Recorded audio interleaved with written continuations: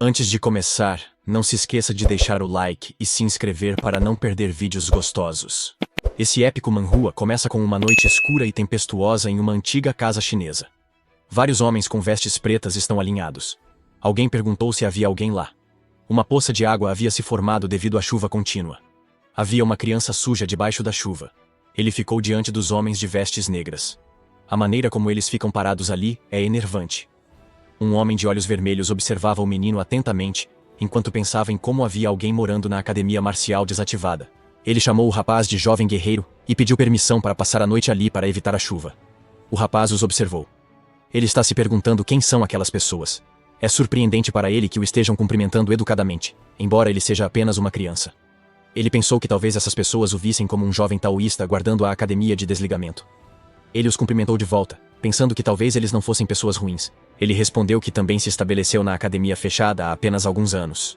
Portanto, os homens também podem ficar onde quiserem.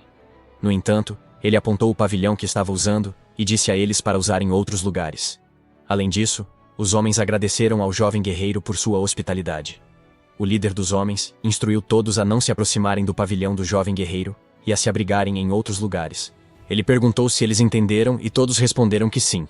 Eles foram procurar seu espaço. O garoto leu a palavra em seu manto. Dizia Tang. Ele se perguntou se todos eram do mesmo clã. Ele está curioso para saber que tipo de pessoa eles são, mas tem coisas mais importantes a fazer agora. Ele entrou em seu pavilhão. Ele está ocupado porque é hora do jantar para as crianças. O clima sério mudou quando vimos que o garoto estava encantado. Esse aqui é o nosso protagonista principal, que eu aposto que você vai adorar. De volta à recapitulação. Ele chamou todo mundo para comer. Havia um grande recipiente com uma panela. Ele abriu a tampa com alegria, e havia um pequeno inseto marrom parecido com um grilo dentro.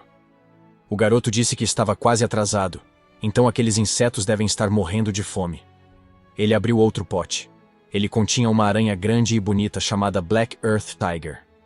A tarântula, nativo de Hainan, China. É uma espécie grande que cresce até 20 centímetros e suas listras exclusivas lembram um tigre preto. Usando um pauzinho, ele pegou um inseto para dar de comer a Black. Enquanto o alimentava, ele disse que não conseguia se imaginar sobrevivendo se aqueles caras não estivessem lá. Black comeu o inseto. O garoto ficou satisfeito com sua reação.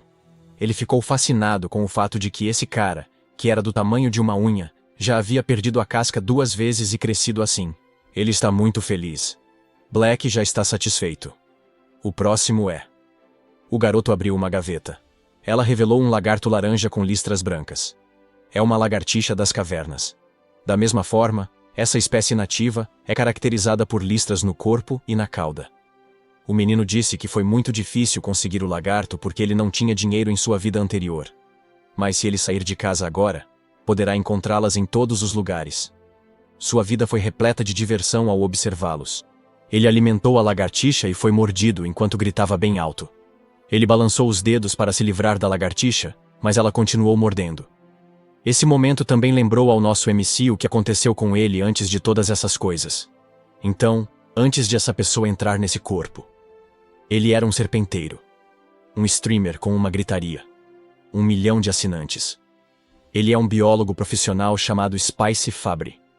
Seu conteúdo principal era insetos e animais peçonhentos.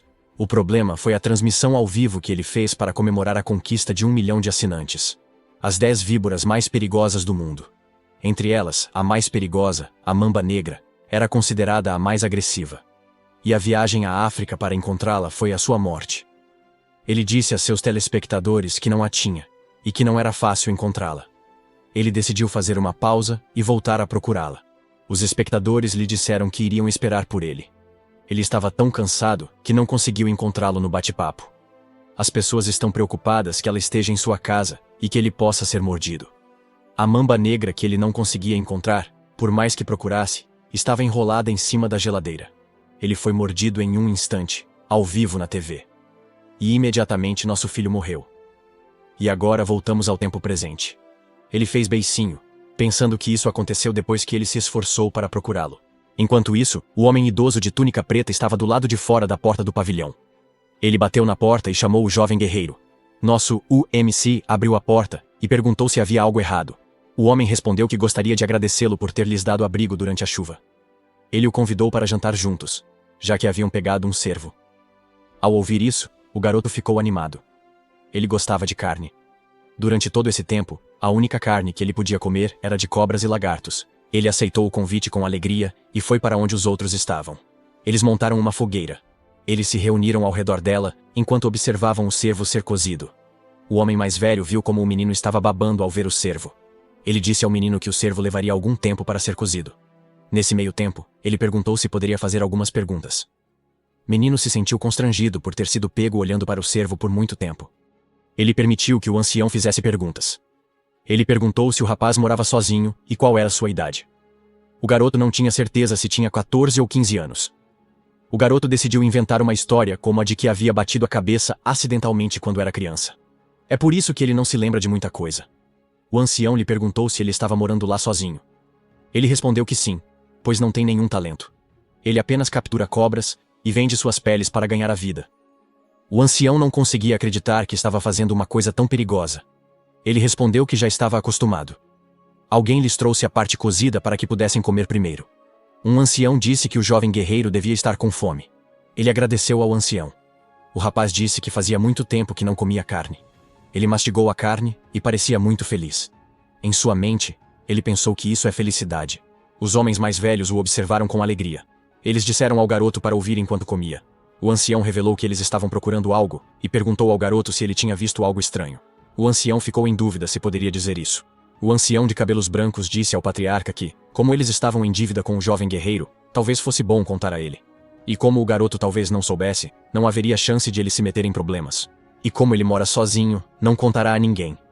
O patriarca concordou com seu pai. Ele começou a dizer. Eles vieram encontrar uma centopeia com uma mancha azul em seu corpo. O menino ficou surpreso ao saber que a chamam de centopeia de mancha azul. Ela é grande. Então eles acharam que o menino poderia tê-la visto. O menino perguntou qual era o tamanho dela. O patriarca respondeu que, se for adulta, pode facilmente engolir alguém tão grande quanto o jovem guerreiro. O garoto ficou pálido ao ouvir falar de uma centopeia tão grande que pode engolir uma pessoa. O garoto pensou que o fato de ter voltado algumas centenas de anos atrás poderia estar errado, pois ele poderia estar em um mundo diferente. O homem de cabelos brancos lhe disse para não se preocupar, pois eles estavam prestes a pegar aquela coisa. O garoto perguntou se eles estavam tentando pegá-la e criá-la. Os anciãos ficaram confusos com a parte da criação. O ancião de cabelos brancos estava se divertindo. Por fim, ele soltou uma gargalhada alta. Eles acharam divertida a ideia de criar uma centopeia de manchas azuis. O patriarca comentou que o jovem guerreiro era muito engraçado. O ancião de cabelos brancos respondeu que não havia como criá-la. Eles planejam usá-la como remédio. O garoto ficou confuso, porque achava que eles eram traidores. Mas agora ele está pensando que eles podem ser traficantes de drogas. Ele perguntou como as centopeias podiam ser usadas como remédio. O homem de cabelos brancos respondeu que sua neta estava deitada na cama com uma doença grave. O núcleo interno dessa centopeia é a única coisa que pode salvar sua neta. Por isso, eles estão tentando encontrá-lo. O garoto estava tentando juntar as peças, e o patriarca confirmou sua suspeita. A neta do ancião de cabelos brancos é sua filha. Para o garoto, parecia que eles estavam tentando alimentar a menina com qualquer coisa, já que ela estava à beira da morte.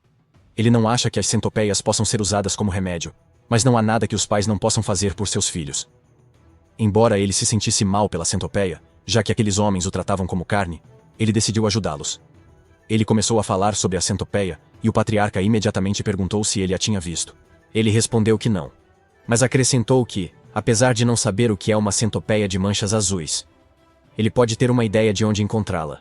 Embora ele, Spice Fabre, tenha morrido de uma picada de cobra, ele está mais confiante do que qualquer outra pessoa em termos de animais peçonhentos. Entre os aproximadamente 8 milhões e 7 milhões de espécies, sabe-se que cerca de 20 espécies são venenosas. E ele tem todas e cada uma delas em sua cabeça. E é claro, essas centopeias não são uma exceção quando se trata de animais peçonhentos. Tudo está na palma da mão de Spice Fabre. Na verdade, ele é uma enciclopédia ambulante de centopeias.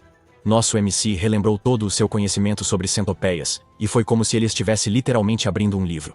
Ele então escaneou as páginas, e depois de alguns segundos, acabou fechando o livro. Ele encontrou o que estava procurando novamente. Tudo isso era apenas uma representação em sua cabeça. De volta ao tempo presente. Ele disse aos anciãos que talvez soubesse onde encontrá-la. Esses caras ficaram assustados e perguntaram onde. Nosso mestre de cerimônias pensou sobre isso. Ele perguntou sobre as áreas que os anciãos já haviam procurado. Eles procuraram no norte e no leste da academia, principalmente durante o dia. E se concentraram na margem do rio no norte. O garoto não ficou surpreso por não terem conseguido encontrá-la. Ele lhes disse: "É claro que vocês não conseguiram encontrá-la." O ancião perguntou o que ele queria dizer. É claro que eles pediram que ele lhes dissesse que as centopeias pertencem ao Arthropodophyllum e à classe Xilopoda, portanto, elas têm, por serem de sangue frio, precisam de abrigo para regular a temperatura e a umidade. Outro fato interessante é que, ao contrário da maioria dos insetos com uma camada impermeável, as centopeias têm uma impermeabilização fraca e poros em suas carapaças. Portanto, elas não preferem lugares úmidos.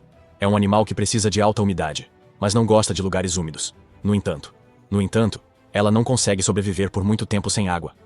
Portanto, é menos provável que a centopeia Blue Spot seja encontrada em selvas ou perto de rios. Os anciãos não podiam acreditar. Ele achava que as centopeias preferiam lugares como rachaduras de madeira podre. O menino informou-lhes que podiam ver pequenas ali, mas que estavam procurando uma grande. Para as grandes, elas não podem ficar na selva ou nas pedras perto do rio, pois assim, não podem se esconder. Os anciãos se entreolharam e assentiram com a cabeça, como uma comunicação não verbal. Eles perguntaram onde poderiam encontrar a centopeia. Ele disse ao garoto que, se a encontrassem, ele lhe daria uma grande recompensa. O menino sorriu.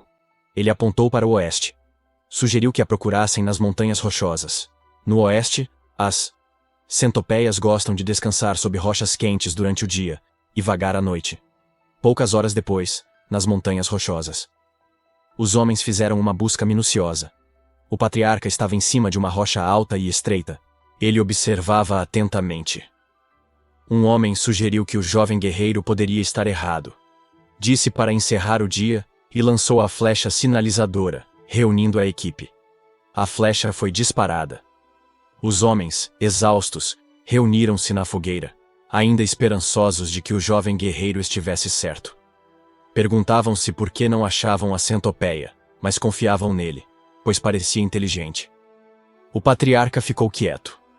Então, eventualmente, com uma expressão de dor em seu rosto, ele disse que sua filha Huiyun é considerada o talento mais excepcional da história da família Tang. Ele perguntou se os céus a haviam abandonado. De repente, alguém anunciou que o grande patriarca havia retornado. O patriarca o recebeu de volta. Eles se reuniram ao redor da fogueira. O grande patriarca perguntou ao patriarca se ele também não havia conseguido encontrá-la. O patriarca respondeu que sim. O patriarca perguntou se o grande patriarca também falhou. Ele respondeu que sim. Huaion provavelmente conseguiria se manter por 3 meses, no máximo. Ele duvidava que conseguissem encontrar a centopeia em 10 dias. Eles ficaram em silêncio. O patriarca sugeriu que eles explorassem o sul amanhã, já que não encontraram nenhum rastro lá. O grande patriarca concordou que eles não encontraram nenhum rastro. A partir dessa declaração, o patriarca percebeu algo. Ele riu alto e disse que não podia acreditar que havia perdido isso. Ele afirmou que, afinal, eles estavam no lugar certo. O patriarca perguntou se ele viu alguma coisa. O grande patriarca respondeu que não. E assim como o patriarca disse, ele não sentiu nenhum rastro ou presença. O patriarca ficou confuso. O grande patriarca explicou que, como não havia nenhum rastro, ele tinha a sensação de que o objeto estava lá. Ele perguntou ao patriarca se ele havia visto algum rastro nos últimos 3 dias. E ele respondeu que não. Nem mesmo um animal. Ou fezes ou marcas territoriais. Foi então que o patriarca percebeu. O grande patriarca respondeu que é exatamente como está. Não faz sentido que não haja um único vestígio de animal na enorme montanha. E o patriarca pensou no animal territorial. O grande patriarca suspeitou que todos eles fugiram ou se tornaram alimento para a centopeia. Ele deu um tapinha no ombro do patriarca e lhe assegurou que a centopeia de manchas azuis definitivamente está lá. Eles tiveram certeza de que poderiam salvar Huiyun. O patriarca tinha uma expressão triste, mas esperançosa, de um pai em seu rosto. Então eles sentiram o chão tremer. Eles ficaram alertas. Entraram em pânico quando as rachaduras no chão apareceram. A área ao redor da fogueira havia desmoronado. Inesperadamente, ela se ergueu do chão. Eles estão todos confusos sobre o que está acontecendo. Um galho saiu do chão. Eles observam o aparecimento de outro. Eles apontaram para a criatura que estava saindo. Eles estavam aterrorizados. Até o grande patriarca estava nervoso. Vários outros membros surgiram. É a maldita centopeia Blue Spot. E cara, ela é definitivamente enorme. De volta à academia, nosso garoto reclamou que estava uma bagunça. Ele se perguntou qual seria o tamanho da centopeia porque havia muito barulho. Ele comentou que disse a eles para procurá-la, mas eles estão virando a montanha de cabeça para baixo. Ele está surpreso com uma centopeia grande o suficiente para engoli-lo inteiro. E como ele é um Pokémon louco por veneno, ele pensou que realmente queria ver isso. De volta à montanha rochosa, as coisas finalmente se acalmaram. Eles derrotaram a Blue Spot Centipede, mas não sem serem feridos. Eles também conseguiram o núcleo. É uma gema azul bebê em uma caixa de madeira. Os homens estavam em lágrimas. Agora que finalmente poderiam salvar Huayun, o patriarca pediu a seu pai que fosse primeiro a Sichuan e tratasse os guerreiros feridos. O grande patriarca ficou confuso. O patriarca explicou que os rancores são gravados no sangue e os favores são gravados na pedra. E é assim que eles vivem. Em resumo, eles ainda têm coisas a fazer. O grande patriarca finalmente percebeu. Ele admitiu que quase cometeu um grande erro ao se concentrar apenas em Huayun. O grande patriarca concordou que seria correto receber o jovem guerreiro como um convidado e dar a ele o que ele deseja. O patriarca ordenou que o guerreiro ferido recebesse tratamento na aldeia, enquanto ele visitava o jovem guerreiro. O pensamento de que o jovem guerreiro também está curioso sobre as notícias lhe veio à mente. Mas aqui estamos nós. Vemos nosso garoto sendo acariciado casualmente por esses 3 pequenos Pokémon amarelos. O jovem guerreiro está passando por um dilema. Ele acabara de se tornar o pai das centopeias Blue Spot. Há 3 delas, e elas se parecem com lagartas. Elas são muito fofas e adoráveis, especialmente a maneira como se esfregam no rosto do jovem guerreiro. Algo o fez lembrar enquanto o menino olhava para a panela. Quando chegou em casa, ele limpou os ovos e os colocou na mesa de cabeceira. Quando acordou, todos haviam eclodido. Uma centopeia estava deitada alegremente sobre a cabeça do menino. O garoto a havia sentido, mas não esperava que ela eclodisse rapidamente. Ele olhou para elas enquanto fazia beicinho e tentou removê-la de seus ombros. Mas há um problema. Eles se agarram a ele e não querem sair porque o consideram seu pai. Uma pequena recapitulação do que aconteceu na noite passada. O menino estava muito curioso sobre um novo tipo de centopeia tão grande que poderia engoli-lo. Ele disse a si mesmo que, se suportasse, ele seria capaz de engolir. Ele disse a si mesmo que, se ele aguentar isso, não será o Fabre apimentado. No esconderijo da centopeia Blue Spot que ele encontrou, ele a procurou e chutou um inseto de forma imprudente. Ele ficou furioso porque não conseguiu conter sua curiosidade. Sua lanterna caiu porque ele perdeu o equilíbrio. Mas ficou aliviado. Os 3 ovos que ele pegou estavam todos seguros. Ainda bem que a chuva havia parado, senão ele poderia não ter conseguido pegar nenhum único. Então, ele percebeu algo. Não era hora de ser assim.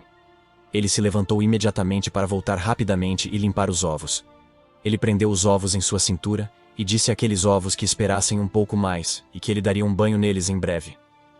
De volta ao tempo presente. Embora não pudesse ver a centopeia Blue Spot viva, ele ficou feliz por ter salvado os ovos restantes.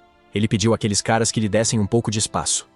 Ele sabia que não havia necessidade de lhes dar comida, pois elas não comeriam até que tivessem feito a muda 2 vezes. Mas é uma dor, pois eles continuam se agarrando ao seu corpo. Então ele pensou em algo. Se ele entrar na água, aqueles caras o deixarão em paz. Com um sorriso no rosto, ele decidiu tomar um banho. O pequenino provavelmente não sabe o que isso significa, mas se arrepiou. Poucas horas depois, o patriarca mais velho chegou à academia. Ele caminhou em direção ao pavilhão, bateu na porta e perguntou se o jovem guerreiro estava lá dentro. Mas não houve resposta. Ele esperou. Ele pegou a maçaneta. Então decidiu entrar. Olhou ao redor e viu ervas e frascos, até mesmo remédios. Isso o fez pensar se o jovem guerreiro é um médico. Ele pensou em como é rude entrar na sala sem permissão. Ele decidiu voltar mais tarde. Mas ele ouviu sons de farfalhar. Isso chamou sua atenção. Vinha de um dos potes. Ele se virou e abriu o pote. Ficou surpreso ao ver o que havia lá dentro. Era uma aranha. Em seguida, sua atenção se voltou para as gavetas. Puxou uma para abrir e viu uma lagartixa. Ele olhou ao redor e verificou outro pote que continha besouros. Havia também alguns ovos e cobras secas. Era inacreditável. Ele não conseguia imaginar que o jovem guerreiro estivesse criando animais venenosos e seus filhotes. Até mesmo o clã Tang, que está familiarizado com criaturas venenosas, só conseguiu extrair o veneno. Eles não conseguiram encontrar uma maneira de aumentar os ovos dessa forma. Ele achava que havia salvado a vida de sua filha em um pequeno encontro de sorte, mas a verdadeira sorte foi o encontro com o próprio jovem guerreiro. O jovem guerreiro o viu e o chamou. O jovem guerreiro estava preocupado com o fato de o ancião ter machucado o braço, já que ele estava enfaixado. O ancião respondeu que não era nada demais. Ele disse ao jovem guerreiro que tinha que lhe contar algo. Mas ele foi interrompido no meio da frase, porque sentiu uma energia sinistra. A entrada atrás do garoto sofreu uma explosão. Lentamente, surgiu a silhueta de uma cabeça. Quando o corpo foi revelado, parecia a silhueta de um ogro. Ele tinha um olho e o lado esquerdo do rosto estava queimado. O ancião imediatamente empurrou o jovem guerreiro, dizendo-lhe para correr. O jovem guerreiro ficou surpreso e confuso. O monstro fez um barulho alto e sua postura parecia estar pronta para atacar. Em seguida, ele deu um passo. Seus movimentos são rápidos. Ele atacou com a mão. O ancião a bloqueou com seu braço não ferido. Foi muito doloroso. Então, o monstro empurrou o ancião para trás e o fez voar. A área ficou cheia de poeira que fez o ancião tossir. Ele também tossiu sangue. Ele descreveu o monstro como sendo igual ao seu pai. Ele disse ao jovem guerreiro para correr. Mas quando a fumaça se dissipou, ela revelou o jovem guerreiro sendo sufocado e levantado no ar pelo monstro. O jovem guerreiro tossiu enquanto o monstro ria alto. O monstro falou, dizendo que tinha ouvido falar que os bastardos do clã Tang tinham vindo para Hainan. Ninguém esperava que o filho do soberano divino do veneno das miríades estivesse ferido e sozinho. O ancião respondeu que não sabia quem ele era, e perguntou por que ele estava sendo visado junto com o jovem guerreiro. O monstro lhe perguntou se ele não saberia dizer com seu rosto e punho. Ele se apresentou como o Mão de Sangue, Hakaza Tak Unyang, e foi o pai do ancião que o fez ficar assim. O ancião reconheceu o nome. Ele ouviu dizer que o homem foi atingido na cabeça por uma palma envenenada e caiu do penhasco. Mas na verdade, ele ainda está vivo. O ancião lhe disse que o jovem guerreiro não tinha nada a ver com ele. Então, ele lhe pediu para soltar o jovem guerreiro. E em troca, o ancião ofereceu sua vida. Mas Unyang não queria. Ele jurou matar qualquer um que sequer passasse pelas roupas do clã Tang. Em sua cabeça, o ancião amaldiçoou aquele maldito demônio.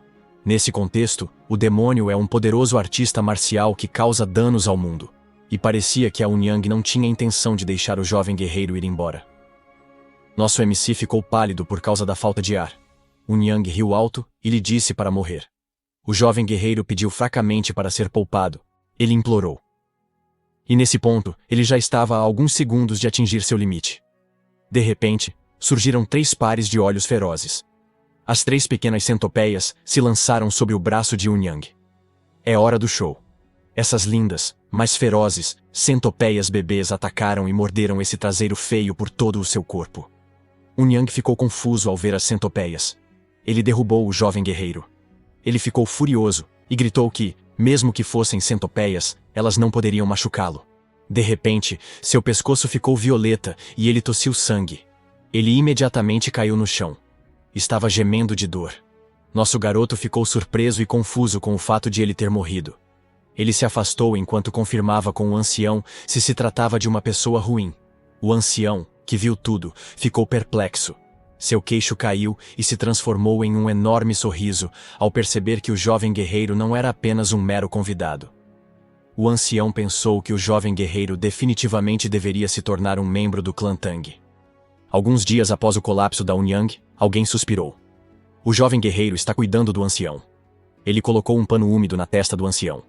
Enquanto o homem dormia, o ancião lhe agradeceu. O jovem guerreiro respondeu que, em vez de agradecê-lo, ele poderia lhe dizer onde estão seus companheiros, e que ele iria checá-los. Mas então, ele percebeu que não poderia deixá-lo sozinho. Mas eles também não podem chamar um médico. O ancião lhe disse para não se preocupar e que ele se recuperaria com alguns dias de descanso. O garoto ficou atônito. Como o homem estava calmo depois de tossir tanto sangue. Ele disse ao ancião para parar de dizer isso quando ele estiver em estado crítico. O ancião respondeu que ele está bem porque é um artista marcial. O jovem guerreiro estava totalmente sem noção. Ele perguntou se ele era do tipo que voa e atira bolas de fogo e coisas do gênero. O ancião deu uma pequena risada e lhe disse que nem todos conseguem fazer isso. Mas é uma maneira de dizer isso. Spicy Faber ficou surpreso. Foi outra coisa que o fez reconhecer que, afinal, ele está realmente em um mundo diferente. Caso contrário, uma centopeia tão grande quanto uma casa não faz sentido. O ancião lhe disse que ele deve sua vida ao jovem guerreiro. Ele salvou sua vida.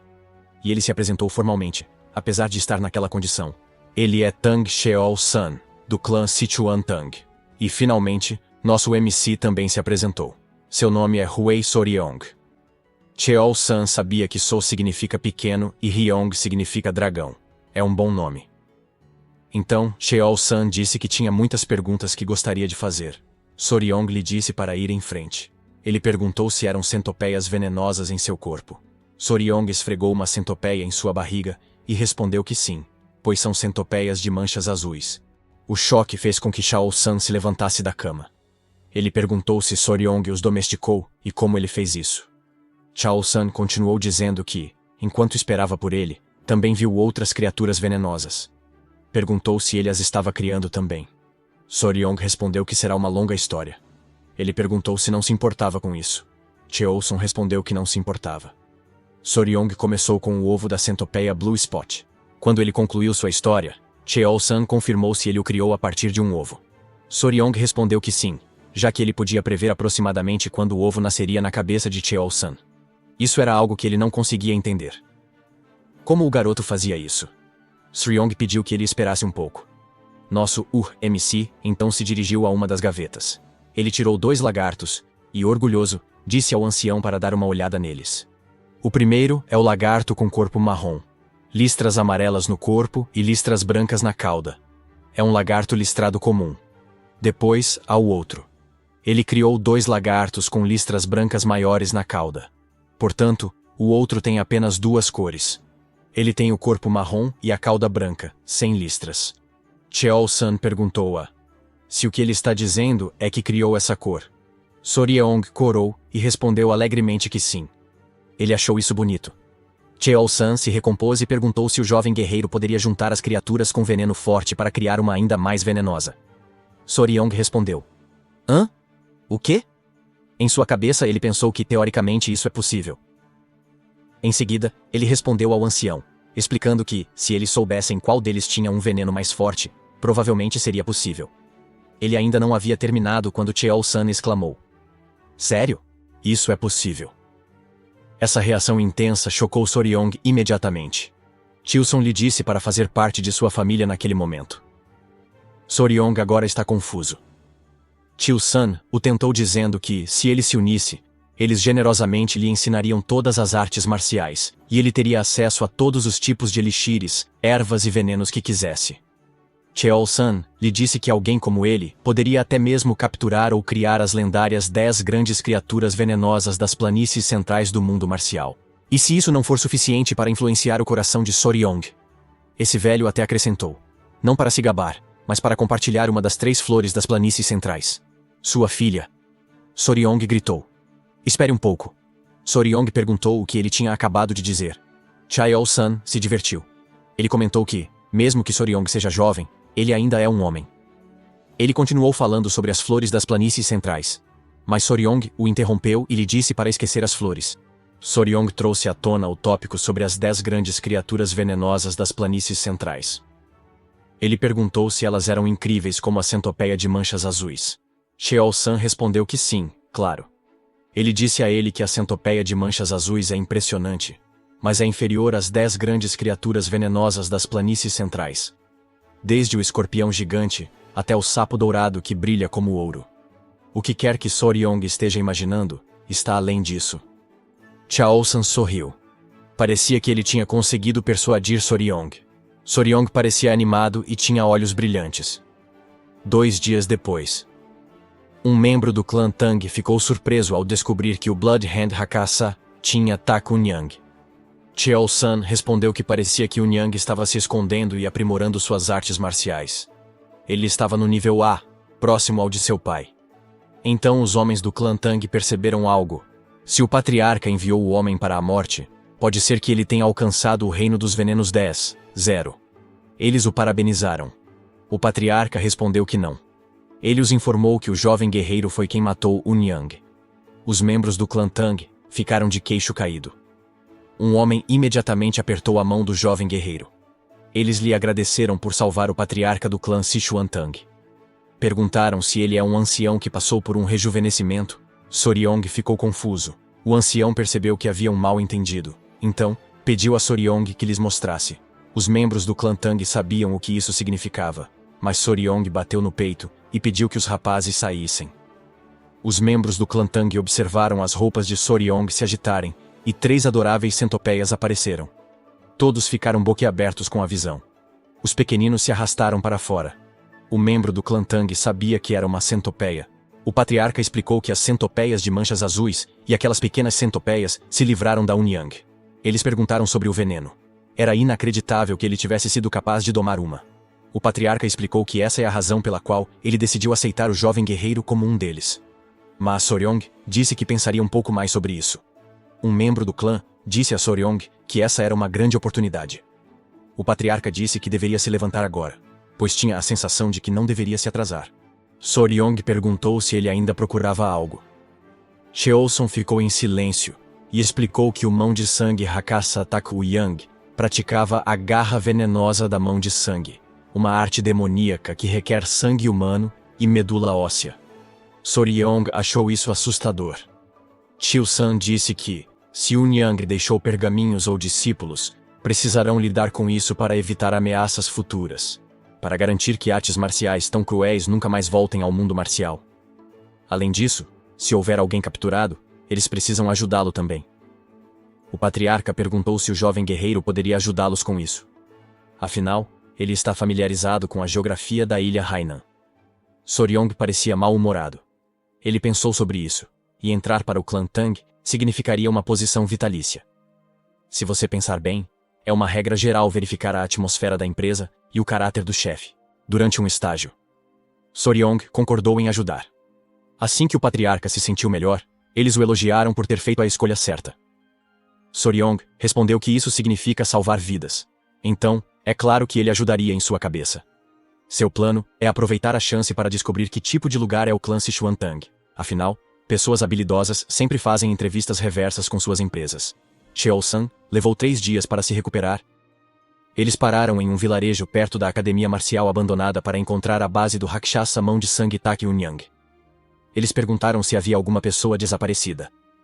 Um homem idoso disse que há cerca de 1 ou 2 pessoas desaparecidas na selva todos os anos, mas não houve nenhum desaparecimento periódico. Cheol-san estava pensando profundamente. Eles agradeceram ao chefe da aldeia por ter lhes contado. A aldeia respondeu que não era nada. Tenho a honra de poder ajudar o famoso patriarca do clã Tang de Sichuan. Eles se desculparam.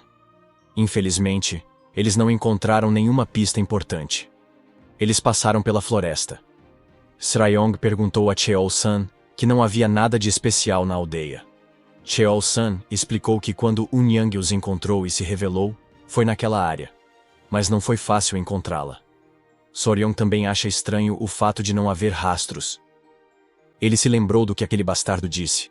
Isso o fez perceber algo. Ele perguntou ao ancião se ele se lembrava do que o bastardo havia dito quando ele apareceu. Cheol-san respondeu que não. Sryong lembrou que Cheol-san foi mandado embora pela palma da mão de Uyang naquela ocasião. Ele lhe contou que o bastardo disse que tinha ouvido falar que os bastardos do clã Tang tinham vindo para Hainan. Em outras palavras, Unyang falou sobre alguém que o informou. Então é simples. Eles só tinham que verificar os lugares pelos quais o clã Tang passou em Hainan. Soryong sugeriu que eles dessem uma volta com o retrato de Unyang, e eles seriam capazes de descobrir. Eles olharam para Soryong com perplexidade. Eles o encontraram. Incrível. Se Unyang disse algo assim, ele deve ter ouvido de alguém que viu o clã Tang. As coisas haviam se tornado mais fáceis para eles. Eles partiram imediatamente. Eles chegaram a uma aldeia. Ela parecia sombria. Um membro do clã Tang relatou que, de acordo com o que ouviu no porto de Hainan, aquela aldeia parece ser a única. O ancião respondeu que é o lugar onde vive o povo Halai. Eles decidiram ir para a aldeia, esperando que aquelas pessoas não fossem hostis com eles. Os aldeões pareciam sem vida. O clã Tang perguntou se havia alguém disponível. Isso chamou a atenção do aldeão. Eles viram o clã Tang. Perguntaram o que o povo Han estava fazendo ali. Um homem idoso, que poderia ser o chefe da aldeia, se aproximou deles. Ele estava segurando a mão de uma garotinha, e atrás deles estavam 2 guardas. Todos eles pareciam doentes. Chaol-san se apresentou. Soryong os observou conversando. Ele também notou que a criança parecia fraca, e que a aldeia estava sem vida. Então, ele pensou em algo. Os outros aldeões estavam caídos. Eles pareciam ter tomado algum tipo de remédio. O chefe da aldeia respondeu que não havia ninguém desaparecido, e que nada de especial estava acontecendo na aldeia. Ele lhes disse para irem embora. O ancião argumentou que, em comparação com o número de casas, o número de pessoas. Ele foi interrompido no meio da frase. Quando o chefe do vilarejo lhes disse que não era nada que lhes interessasse, mais uma vez, eles foram convidados a voltar. Cheol-san e Soryong ficaram atônitos. Cheol-san sussurrou para Soryong, lembrando-se do que havia dito anteriormente. Que o povo Rlai deveria ser amigável com eles. Soryong não tinha nada a responder. Ele notou a garotinha mais uma vez. Ela desmaiou. Todos ficaram surpresos. O chefe da aldeia a colocou em seu colo. Lágrimas brancas se acumularam em seus olhos. Ele disse a Mi-jin para não deixá-la, pois ela é o único parente que lhe resta. Ele não suportava vê-la doente também. Kyeol-san se aproximou do chefe da aldeia e o informou que havia aprendido um pouco sobre artes médicas. Ele pediu permissão para ajudá-los. O chefe da aldeia perguntou se eram artes médicas das planícies centrais. Ele respondeu que sim. Embora não seja médico, ele tem algum conhecimento sobre medicina. Ele perguntou se poderia dar uma olhada na criança. O chefe da aldeia pediu que ele o fizesse. Então, o chefe da aldeia estava prestes a dizer algo. Ele os informou que uma praga vem se espalhando pela aldeia há algum tempo, e as crianças estão morrendo, e as pessoas saudáveis estão sofrendo. Kyeol-san disse que faria uma tentativa. O chefe da aldeia lhe agradeceu. Eles a levaram para dentro. O chefe da aldeia repreendeu os guardas por ficarem ali parados e ordenou que eles conduzissem o médico e seu grupo para dentro. Eles correram em direção à casa. Soryong perguntou a um membro do clã Tang se o ancião também sabia artes médicas. O homem disse que sim. Ele contou que o clã Tang lida com veneno e é bom em medicina. As artes marciais começam com o conhecimento do corpo, então é preciso saber algo de medicina. Soryong pensava que eram assassinos que usavam veneno. Se ele entrar no clã Tang, seria ótimo aprender medicina em vez de venenos. O homem acrescentou que às vezes capturam perversos e os envenenam, e ver como eles reagiriam também. A reação de Soryong foi muito engraçada ao ouvir isso, já que ele traduziu isso como fazer experimentos com humanos. À medida que ele imaginava isso, mais apavorado ficava. As ruas da vila estavam vazias. E dentro de uma das casas, alguém suspirou. Cheol-san explicou que transferiu parte de seu ki para ela e estabilizou sua respiração. O chefe da aldeia lhe agradeceu. O chefe da aldeia implorou que eles salvassem sua única neta. Cheol-san levantou um tópico. Era porque havia algo estranho com o pulso da criança. Ele perguntou se ela tinha um coração fraco desde o nascimento. O chefe da aldeia disse que já faz meio ano que ela começou a se sentir mal. Além de sua neta, outras pessoas também começaram a ficar doentes. Eles chamam isso de doença misteriosa. Foi por isso que ele disse a eles para voltarem quando estavam na entrada mais cedo. Cheol-san disse ao chefe da aldeia que daria a eles um bom remédio para o coração. Ele pediu que os aldeões se reunissem para que pudessem experimentar o remédio. O chefe da aldeia começou a chorar enquanto lhe agradecia. Ele lhe agradeceu genuinamente. Soryong observou Cheol-san atentamente. Mais tarde naquela noite, um membro do clã Tang caminhou ao lado do patriarca e reconheceu como o patriarca havia se esforçado para cuidar dos pacientes. O patriarca agradeceu a Gu Pai Pai e perguntou sobre os sintomas. Cheol-san respondeu que era bastante incomum. A letargia, inchaço nos olhos, febre leve, pulsos irregulares. Os sintomas eram todos diferentes. E todos aqueles com sintomas graves tinham problemas no coração. Cheol-san perguntou onde estava Soryong. Pi respondeu que Soryong devia estar cansado de ajudar, e por isso, adormeceu. Ele o deixou em seu quarto. Cheol-san concordou, já que Soryong os estava seguindo sem saber nenhuma arte marcial. Então, Como estava cansado, Cheol-san decidiu ir vê-lo. Pi se ofereceu para levá-lo até lá. Eles entraram no quarto. Soryong estava dormindo profundamente na cama, enquanto as 3 centopeias estavam em uma cesta. Cheol-san deu uma olhada pela porta. Então ele notou algo. Imediatamente ele entrou. Ele levantou a mão contra Soryong. Sua mão estava pesada quando ele deu um tapa em Soryong. Soryong acordou imediatamente com dor em sua bochecha. Cheol-san estava olhando para ele. Soryong se perguntou o que estaria acontecendo com ele. De repente, Soryong se afastou dele por instinto. Ele segurou sua bochecha dolorida. Ele cerrou os dentes e começou a se irritar. Perguntou por que tinha feito aquilo e reclamou que estava doendo. O ancião se desculpou e explicou que havia um inseto em seu rosto. Então ele queria pegá-lo. Soryong acha isso inacreditável. Chil-san pediu para ser ouvido. Ele queria dar uma olhada nele antes de dormir, então passou por lá. No entanto, um inseto pousou em seu rosto adormecido. Há muitos insetos venenosos na região, então ele achou que seria perigoso deixar o inseto lá. Assim, a mão de Chosun se levantou por conta própria. Ele a mostrou para Soryong, dizendo que era um inseto grande. Soryong ficou surpreso ao ver isso. Então ele percebeu algo. Ele confirmou com Chosun que, mesmo que os pacientes estejam sofrendo de várias doenças, todos eles têm arritmia. Kilson respondeu que isso está correto. Soryong percebeu a causa da doença na cidade. Depois, apontou para o inseto, dizendo que era ele. Inseto do beijo. É uma espécie da família Reduvidae. Recebeu esse nome porque suga o sangue da área dos olhos ou dos lábios. Eles são tão sorrateiros que sugam o sangue mais silenciosamente do que um mosquito. É por isso que eles também são chamados de insetos vampiros ou assassinos. Os insetos em si não são venenosos, mas seus estômagos estão cheios de parasitas nocivos. Assim, quando uma pessoa é mordida, ela pode ser facilmente infectada por meio de seus excrementos. Eles causam a tripanossomíase, também conhecida como doença de Chagas, e estão em 7º lugar na lista de animais perigosos que mais mataram seres humanos. Soryong perguntou ao chefe da aldeia se os cães da aldeia ficam sem fôlego com facilidade ou apresentam sintomas semelhantes aos dos humanos. O chefe da aldeia respondeu que sim, e perguntou se era por causa do inseto também. Soryong respondeu que sim. Ele perguntou se isso significava que eles poderiam salvar sua neta. Soryong respondeu que isso é possível se eles tiverem o remédio certo. Cheolson sorriu. Ele perguntou a Pi o que ele achava. Pi respondeu que pode ver o verdadeiro valor do jovem guerreiro. Soryong os viu e se perguntou o que havia de errado com eles. Eles lhe disseram que eram da família Sichuan Tang. Soryong parecia sem saber o que fazer. E mais uma vez, Chao-san repetiu a mesma afirmação. Em sua cabeça. Soryong pergunta. E daí? Sua expressão irritada e confusa também era engraçada. Chao-san explicou que existe algo chamado Gu. Alguns dizem que são parasitas venenosos. Outros simplesmente os chamam de bruxaria. São insetos cultivados por homens maus na China. Ele acrescentou que esses homens alimentam as pessoas com esses insetos, para causar-lhes dor, ou para fazer com que as pessoas façam o que eles querem que elas façam.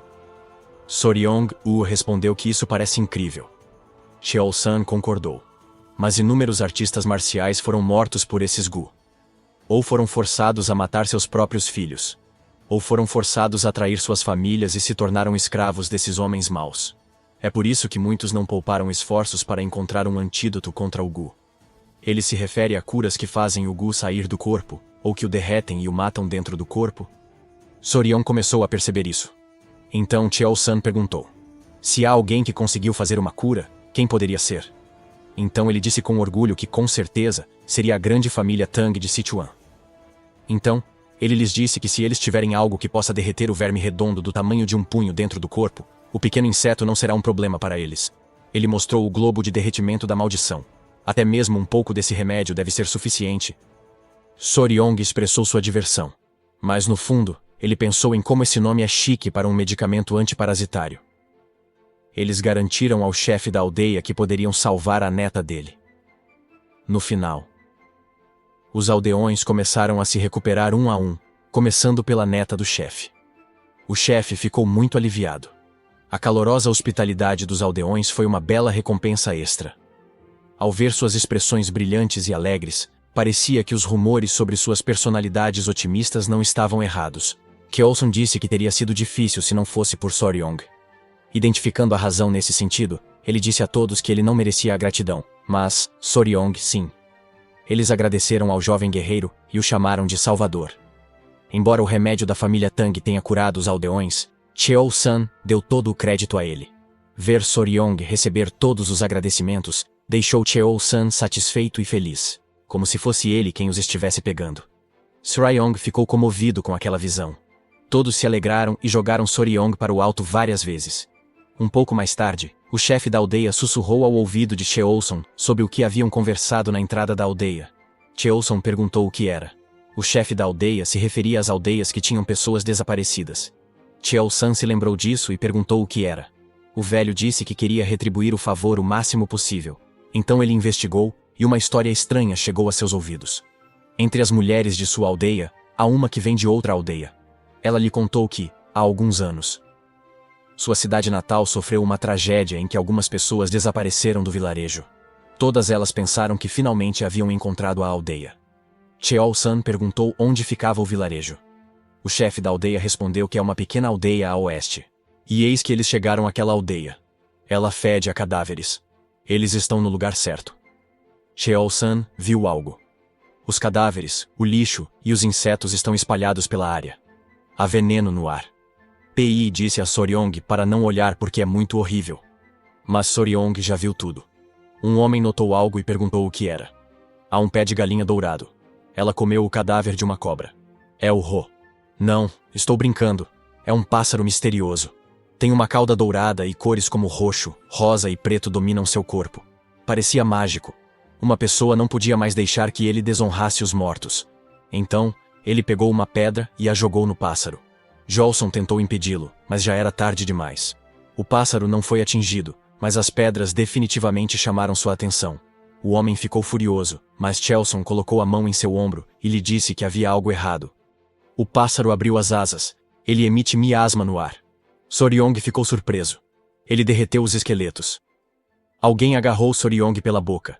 Cheolson ordenou que todos corressem enquanto segurava a boca e o nariz de Soryong. Essa fera é um Zenyao. O nome se traduz literalmente como pássaro com penas venenosas. Depois desse encontro, o grupo estava seguro. Eles se reuniram em torno de Chiu-san. Chiu-san informou a todos que quando ele abre as asas, tem 1,5 metros de largura. Seu bico é afiado e cor de bronze, e o corpo é coberto de penas roxas. Quando ele libera sua fúria e abre as asas, tudo ao seu redor fica preto e morre, tornando-se venenoso. Em sua cabeça, ele tem uma coroa dourada. Uma presença verdadeiramente régia. Isso é chamado de Gen, ou Zenyao. Soryong tinha pensamentos. Seus olhos estavam cheios de entusiasmo. Quando ele perguntou se essa era uma das 10 grandes criaturas venenosas, Cheolson respondeu que sim. Ele explicou que ela ocupa o topo das grandes criaturas venenosas e é chamada de Genial, conhecida como o rei de todos os venenos. Soryong ficou muito animado. Em sua mente, até mesmo os insetos e cobras venenosos da terra pareciam adoráveis em comparação com ele. Soryong pensou em como as armas bioquímicas estão circulando em seu mundo atual. Chaol-san disse que parece ter sido atraído para lá por cobras que carregam veneno. Dizia-se que o Genyu só comia a cabeça de cobras venenosas. Soryong perguntou se isso era comum.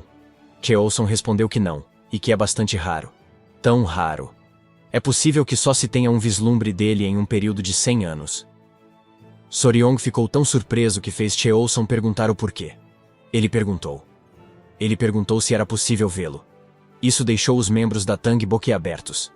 Kilson se divertiu e perguntou a Soryong se ele queria tentar pegá-la. Soryong respondeu que sim, mas está preocupado com o veneno. Cheolson sorriu. Ele entendeu que Soryong tinha um grande interesse em 10 grandes criaturas venenosas. Se esse for o caso, ele lhe disse, há uma maneira. Soryong ficou surpreso. Cheolson o informou que, se ele dominasse as técnicas de veneno do clã Tang, ele se tornaria imune a todos os venenos e seria capaz de resistir ao veneno de Zenyao. Somente com as artes marciais de seu clã, ele poderá bloquear os venenos do mundo inteiro. Cheolson foi astuto ao dizer que eles não ensinam as técnicas de seu clã a pessoas de fora. Mesmo que ele queira ajudá-lo como patriarca, ele não pode quebrar as regras. Soryong perguntou ansiosamente se ele poderia aprender se tornasse parte da família. Ele também perguntou se, caso se tornasse imune ao veneno, ele realmente resistiria ao veneno do Zhengyao. Cheolson respondeu que sim. E que, se Soryong concordar agora, ele o ensinará sem restrições, e se certificará de cuidar de seu presente. Também. Ele acrescentou que se Soryong demorasse muito para hesitar, ele também hesitaria. Soryong sentiu a pressão. Ele anunciou que faria isso e se tornaria um membro do clã. Ele lhe disse que estava ansioso por sua orientação. Ele o chamou de patriarca agora, em vez de ancião. O homem astuto estava com um sorriso malicioso no rosto, e respondeu como se não tivesse sido uma isca para Soryong concordar. Cheolson disse a Soryong que, a partir de então, ele seria para sempre um membro da família deles. De volta ao lugar podre, rastros do Rakshasa Mão de Sangue Tak Unyang São vistos em uma caverna. Também havia passos. Eles chamaram o patriarca e lhe deram um caderno que encontraram dentro da caverna. Cheolson o escaneou e confirmou que se tratava da técnica secreta da garra venenosa de mão de sangue. Soryong ficou assustada com o fato de estar escrito com sangue. Chaol-sun decidiu voltar. Sryong perguntou se eles estavam indo para Sichuan. Cheolson respondeu que é o melhor agora que eles obtiveram o núcleo da centopeia da Mancha Azul e garantiram o manual. Soryong perguntou se poderia dar uma passada na academia, pois gostaria de libertar seus amigos. Cheolson concordou, pois Soryong também precisa reunir seus pertences. Eles saíram. Mas então, quando Soryong olhou para trás, percebeu algo. Ele apontou que havia algo ali. Eles verificaram e viram uma pena roxa brilhante da Genial. Todos ficaram olhando para ela enquanto pensavam. Chaol-san a pegou e disse a Soryong que a consideraria um presente comemorativo por ter se tornado parte da família deles. Soryong parecia muito interessado no presente. Soryong lhe agradeceu. Cheolson respondeu que tudo estava bem, exceto pela forma como ele se dirigiu a ele. Ele sugeriu mudar o título após a cerimônia. Soryong se perguntou se seria como uma cerimônia de iniciação. Enquanto isso, no clã Tang, o grande patriarca Tang Museong, que saiu primeiro, finalmente chegou. Ele estava exausto, mas não descansou. Em vez disso, ele perguntou como Huaion estava indo. Ele foi ajudado pelos membros do Tang, que se apressaram em entrar. Eles lhe disseram que ela estava se agarrando à vida. A porta se abriu. Ele imediatamente chamou Huaion. As pessoas que estavam lá dentro ficaram surpresas ao vê-lo. Ele disse a Nora que agora tinha o remédio. Ele retirou o núcleo da centopeia Blue Spot. Ao ver que tinha conseguido, fez a Nora chorar. Eles se prepararam para dar o remédio a ela. Mai ficou triste ao ver a expressão de dor dela. Foi por pouco. Ele está feliz por ter se apressado em voltar. A Nora o incentivou a dar o remédio imediatamente. Museong fez sua neta engolir o remédio. Um brilho azul a envolveu. Museong colocou um dedo em sua mão para verificar seu pulso. Todos desejavam que ela abrisse os olhos. Eles a observavam enquanto esperavam. Enquanto isso, Soryong parecia grogue. Ele ouviu dizer que as planícies centrais são vastas, mas ele não esperava que fossem tão vastas. De Hainan, pegue um barco para Hongzhou e depois passe por Nanjing. Depois de uma viagem que durou mais de 1 mês e meio. Finalmente chegaram a Sichuan. Na residência do clã Sichuan Tang, Pi anunciou alegremente a Soryong que se tratava do clã Sichuan Tang. Soryong ficou com a boca aberta. Eles estavam na entrada. Eles o informaram que toda a montanha pertence ao clã Sichuan Tang. É por isso que a montanha é chamada de Montanha do Clã Tang. Soryong engoliu em seco ao entender tudo. Imediatamente, os membros do clã Tang saíram e deram as boas-vindas ao patriarca. Soryong ficou surpreso porque havia muitos deles. Ele se perguntou se todas aquelas pessoas eram do clã Sichuan Tang. Mas, em meio a esses bundões feios, uma garota com um vestido vermelho também estava correndo em direção a eles. Ela estava correndo. Ela chamou seu pai. Era Hueyun. Lágrimas corriam por seu rosto, pois ela estava feliz por ver seu pai novamente. Enquanto isso, nosso garoto Soryong estava enfeitiçado. Cheol-san estava feliz por ver sua filha viva. Ela a abraçou com força enquanto se desculpava com ele. Soryong não conseguia entender a beleza dela. Ele teve um caso com uma celebridade em sua vida passada, mas ele nunca tinha visto alguém com uma aura tão radiante antes. Cheolson disse a Soryong que tinha uma pessoa para apresentar a ele. Cholson apresentou sua filha Hueyun a ele. Então Ryong ficou atônito. Ele perguntou se era o que Cheolson havia dito antes. Soryong disse que foi algo sobre a erva daninha, ou a grama que despertou a memória de Cheol-san, e disse que era por causa da flor. Huaion corou. Chao-san disse a Soryong que a moça ao lado dele é a flor que Soryong deixou de lado. Soryong ficou sem palavras. Ele se lembrou da conversa que tiveram sobre a flor e ficou envergonhado. Nesse exato momento, nosso MC sabia que tinha feito besteira. Ele nunca imaginou que havia perdido a chance de ter sua linda waifu. A única filha do clã Sichuan Tang, também chamada de Flor Venenosa Tang Huaiyun, ela carregava um fardo emocional que ninguém conhecia desde que era jovem. Ela ouviu alguns idosos falando sobre ela. Eles não têm certeza de seu talento, mas sua beleza é extraordinária o suficiente para ser chamada de uma das 3 flores do Murim. Eles falaram sobre o fato de ela ter um genro adequado. O outro ancião mencionou que disse ao patriarca para ter uma segunda esposa. Mas o patriarca se recusou, e ele não entende o motivo. Quando Hwayeon ouviu isso, ela soube que seus pais não estavam errados. Ela queria mostrar isso aos anciãos do clã, fazendo grandes conquistas nas artes marciais da família. Ela queria mostrar que poderia fazer muito pela família, mesmo que não fosse um homem. Mas a pressa gera desperdício. Se alguém for impaciente, perderá o rumo. Essa impaciência gerou um demônio do coração. E esse demônio do coração levou ao desvio da chave. Vemos então Ruim acordar. Esse foi o momento em que o grande patriarca, sua mãe e duas outras pessoas cercaram sua cama. Sua mãe parecia aliviada. Agora que ela está a salvo, lágrimas caíram dos olhos de Hwayeon. Ela chorou enquanto pedia desculpas à mãe. Ela queria ser uma pessoa útil para o clã. Mas perdeu todo o seu ki interior. Seu avô respondeu e a chamou de pirralha. Ele perguntou se ela estava fazendo isso porque sentia pena de fazer o pai e o avô sofrerem. Ele destacou como ela alcançou o nível de 100 venenos que ela desejava desesperadamente. Ele lhe disse para parar de chorar e se animou. Ele a perdeu. Quando ele disse algo sobre 100 venenos, ela olhou para sua aura. Ela estava brilhando. Ela perguntou a seu avô. O grande patriarca lhe disse que tinha algo para lhe contar. É uma história sobre um jovem guerreiro misterioso que não apenas salvou sua vida, mas também lhe deu o ki interno de 1000 venenos, não apenas uma centena de venenos. Naquele momento, Hwayeon perguntou sobre Weed. Soryong ficou sem resposta novamente. Soryong ficou envergonhado por ter se referido à filha de Cheol-san como Weed. Ele estava tão imerso na história sobre as 10 grandes criaturas venenosas. Ele disse ao seu eu do passado para refletir sobre isso. Ele tentou ignorar o fato dizendo que o patriarca havia levado a piada longe demais. Ele lhe disse que foi um prazer conhecê-la. Foi muito engraçado como os membros do clã sorriram ao ver o encontro desses dois jovens adultos. Soryong se apresentou. Ele lhe disse que sabia que ela estava doente. Por isso ficou feliz em ver que ela está saudável agora. Hwayeon lhe disse que era um prazer conhecê-lo. Ela se apresentou como Hwayeon e que também é chamada de Venomous Flower. Ela o agradeceu por ter salvado sua vida, e disse que nunca esqueceria o favor dele pelo resto de sua vida. Soryong ficou encantado com a beleza dela. Cheol-san perguntou a Soryong o que ele achava. O queixo de Soryong caiu quando ele ouviu uma voz em sua cabeça. Ele supôs que se tratava de algum tipo de transmissão de som. Cheol-san perguntou se ele concordava com o fato de sua filha ser tão bonita. Ele perguntou a Soryong se ele gostaria de conhecê-lo melhor. Poucos momentos depois, Ryong descansava em uma grande banheira.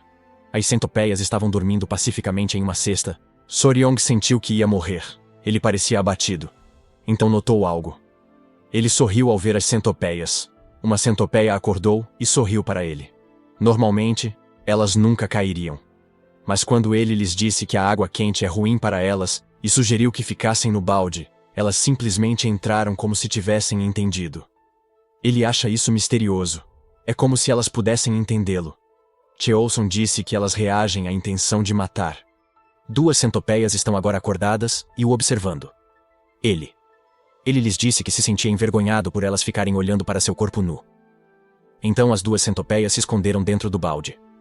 Soryong se divertiu. Ele se lembrou que Pi disse que as centopeias eram criaturas espirituais.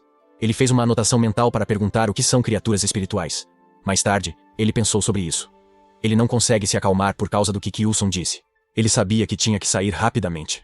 Em um pavilhão diferente, a família está reunida ao redor da mesa. Lá está o grande patriarca. O patriarca, sua esposa e sua filha Cheol-san disseram a todos que ele daria o quarto da ala leste para o jovem guerreiro. Esse quarto é um dos quartos de um casal em uma residência tradicional chinesa. O grande patriarca perguntou se o jovem guerreiro é realmente tão talentoso. O patriarca respondeu que sim, e que ele achava que eles se conheceram por acaso. Mas sua ajuda não foi o encontro de sorte, foi a própria pessoa. Ele explicou que não apenas seu conhecimento sobre criaturas venenosas é extraordinário, como também matou Ouyang. Além disso, ele encontrou criaturas espirituais lendárias como o pássaro de penas venenosas. Além disso, ele mesmo chocou os ovos da centopeia mancha azul. O grande patriarca comentou que o patriarca havia encontrado um tesouro e tanto. A atenção deles se voltou para Hwayeon. Cheolson disse à filha que queria tomar o jovem guerreiro como genro. Ele perguntou o que ela achava disso. Huin pensou no que isso significava. Depois, percebeu que tinha ficado em silêncio. Ela queria mostrar que poderia ser muito mais útil ao clã deles, agora que adquiriu a Constituição além dos 100 venenos. A Constituição dos 1000 venenos. Ela respondeu que também é membro do clã Tang e que entende o que seu pai está dizendo. Mas ela lhe disse que se o jovem guerreiro a merece, cabe a ela descobrir. Em seguida, ela saiu correndo da sala. Era um cenário muito estranho na cabeça de Chao-san. O jovem guerreiro deveria ter cuidado. Por mais bonita que seja sua rosa, ela também tem espinhos afiados. Huayin correu rapidamente. Ela se sentiu ferida. Agora ela finalmente adquiriu a constituição dos 1000 venenos. Se ela parar por aí, os anciãos nunca a reconhecerão. Ela planejou verificar minuciosamente que tipo de pessoa o jovem guerreiro é, desde suas qualificações até sua personalidade. Enquanto isso, Soryong está pensando no que deve fazer. Ele sabia que ela provavelmente guardaria rancor dele. Ele perguntou a seus filhos, também conhecidos como Centipede, o que deveria fazer. Do nada, Huayon apareceu. E isso o deixou muito chocado. Ela estava realmente linda. Irmãos, esse estilo de arte está realmente me confundindo. Isso me faz lembrar de alguns manhuas que não podem ser nomeados. De qualquer forma, voltemos à recapitulação. Ela pediu a ele que a desculpasse por um momento. Ela está com pressa. Ela pediu a mão dele. Ele a deu como um cachorro que dá a pata ao seu humano. Então ele corou. Ele lhe disse que não sabia por que ela estava com pressa, mas sugeriu que fizessem essas coisas depois que se tornassem mais próximos. Ele é tímido ao dizer que há uma ordem para coisas como essa. Weiyon perguntou do que ele estava falando. Então, ela se deu conta. Todo o seu rosto ficou vermelho como um tomate quando ela o corrigiu dizendo que não era isso que queria dizer. Soryong sentiu-se fria e desapontada ao saber que não era o que ele pensava. Houve um silêncio constrangedor. Huayon suspirou. Ela esclareceu novamente que não era o que ele estava pensando. Ela só queria checar o pulso dele. Ela imaginou que foi porque de repente ela pediu a mão dele que ele não entendeu. Soryong se sentiu envergonhada. Ela se sentou ao lado dele enquanto pedia desculpas por ter aparecido do nada e agido de forma rude. Ela disse a ele que ele é jovem e ainda não atingiu a maioridade, mas ele parece atencioso. Então, ela planeja explicar a ele o que está acontecendo. Ela começou a explicar enquanto Soryong prestava muita atenção. Pelo que Soryong ouviu, ele pensou que se tratava de um drama medieval. Como o único descendente direto, Huayon enfrentava constantemente os esquemas perversos das famílias filiais. Portanto, para garantir a continuação da linhagem familiar, os anciãos planejaram trazer um genro altamente capaz. Eles até consideraram como a posição de Soryong na família poderia mudar se ele se juntasse a ela. Huion se desculpa antecipadamente porque há algo que ela precisa confirmar. Ela lhe disse que mesmo que as coisas não saiam bem, ela não tem intenção de tratá-lo mal. Ela reconhece que ele é seu beneficiário. Ela reconhece que ele é seu benfeitor. Então é claro que ela quer tratá-lo como um convidado ou algo do gênero sob juramento. Irmãos. Soryong estendeu sua mão. Ele lhe disse que entendia o que ela queria dizer. Portanto, ela está livre para confirmar o que for necessário. Ela o observou. Pegou a mão dele e colocou a mão em seu pulso. Ela começou a emitir uma aura azul ao seu redor. Ela explicou que as artes marciais do clã Tang não são algo que qualquer um pode aprender. Algumas pessoas podem aceitar toxinas em seus corpos e dominar as técnicas do clã Tang, enquanto outras simplesmente não conseguem. É por isso que as técnicas de veneno do clã Tang exigem que a pessoa se adapte gradualmente aos venenos à medida que sua energia interna aumenta. Somente aceitando todos eles é possível alcançar a maestria. Há um nível para os venenos.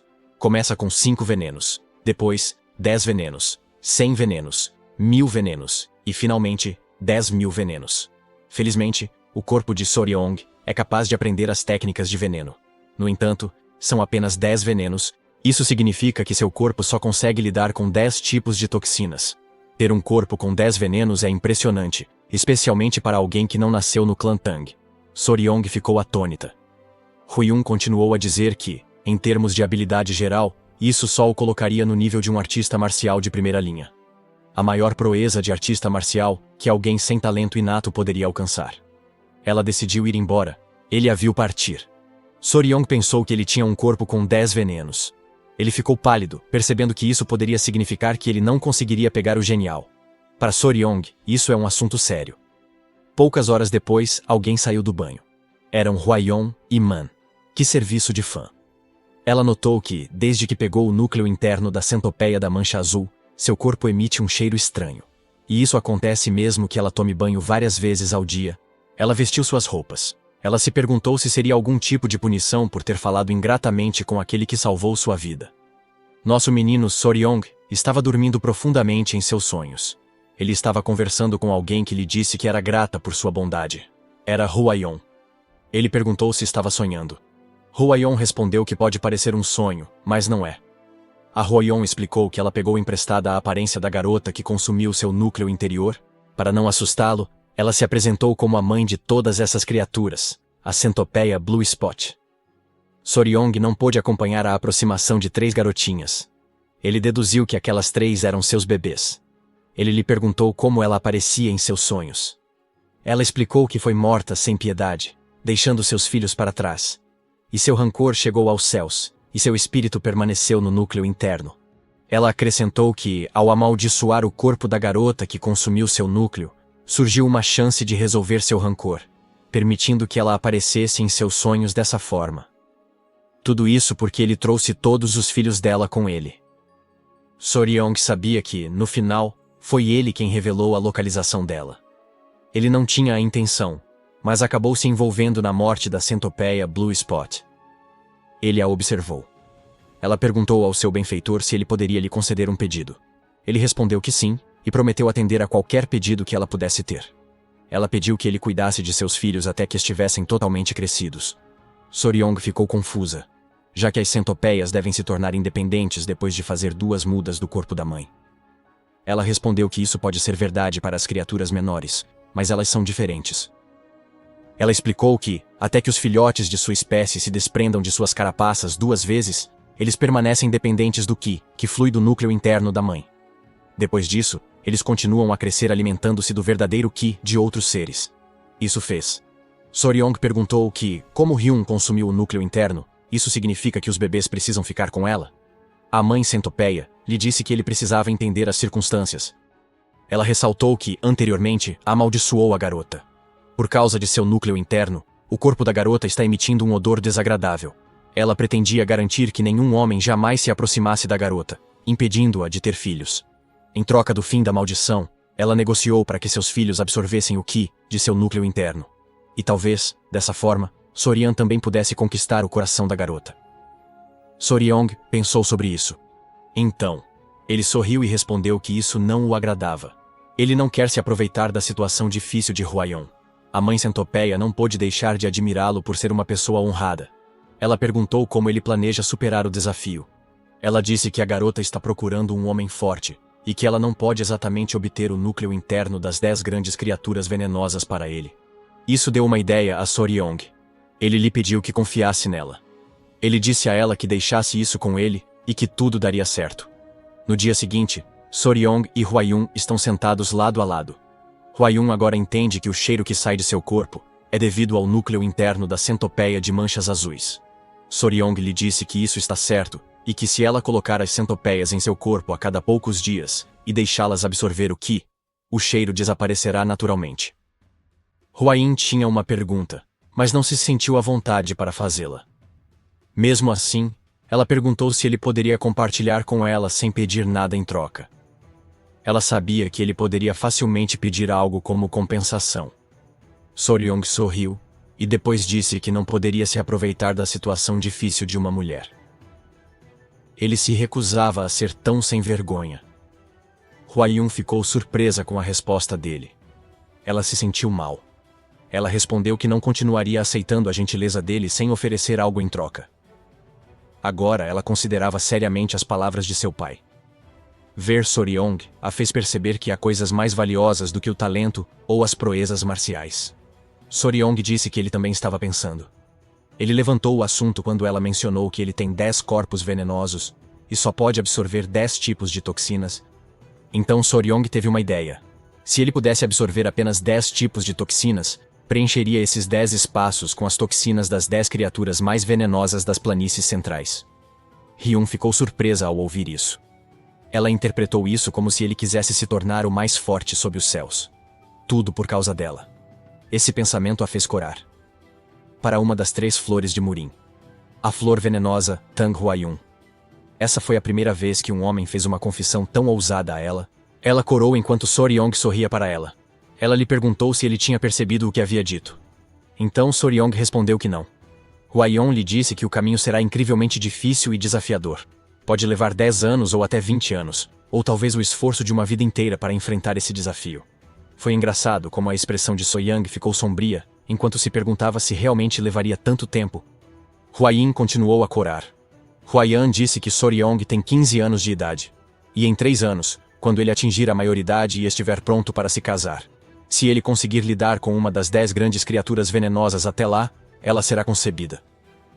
Ela disse com vergonha que, se ele conseguir, haverá a possibilidade de um casamento.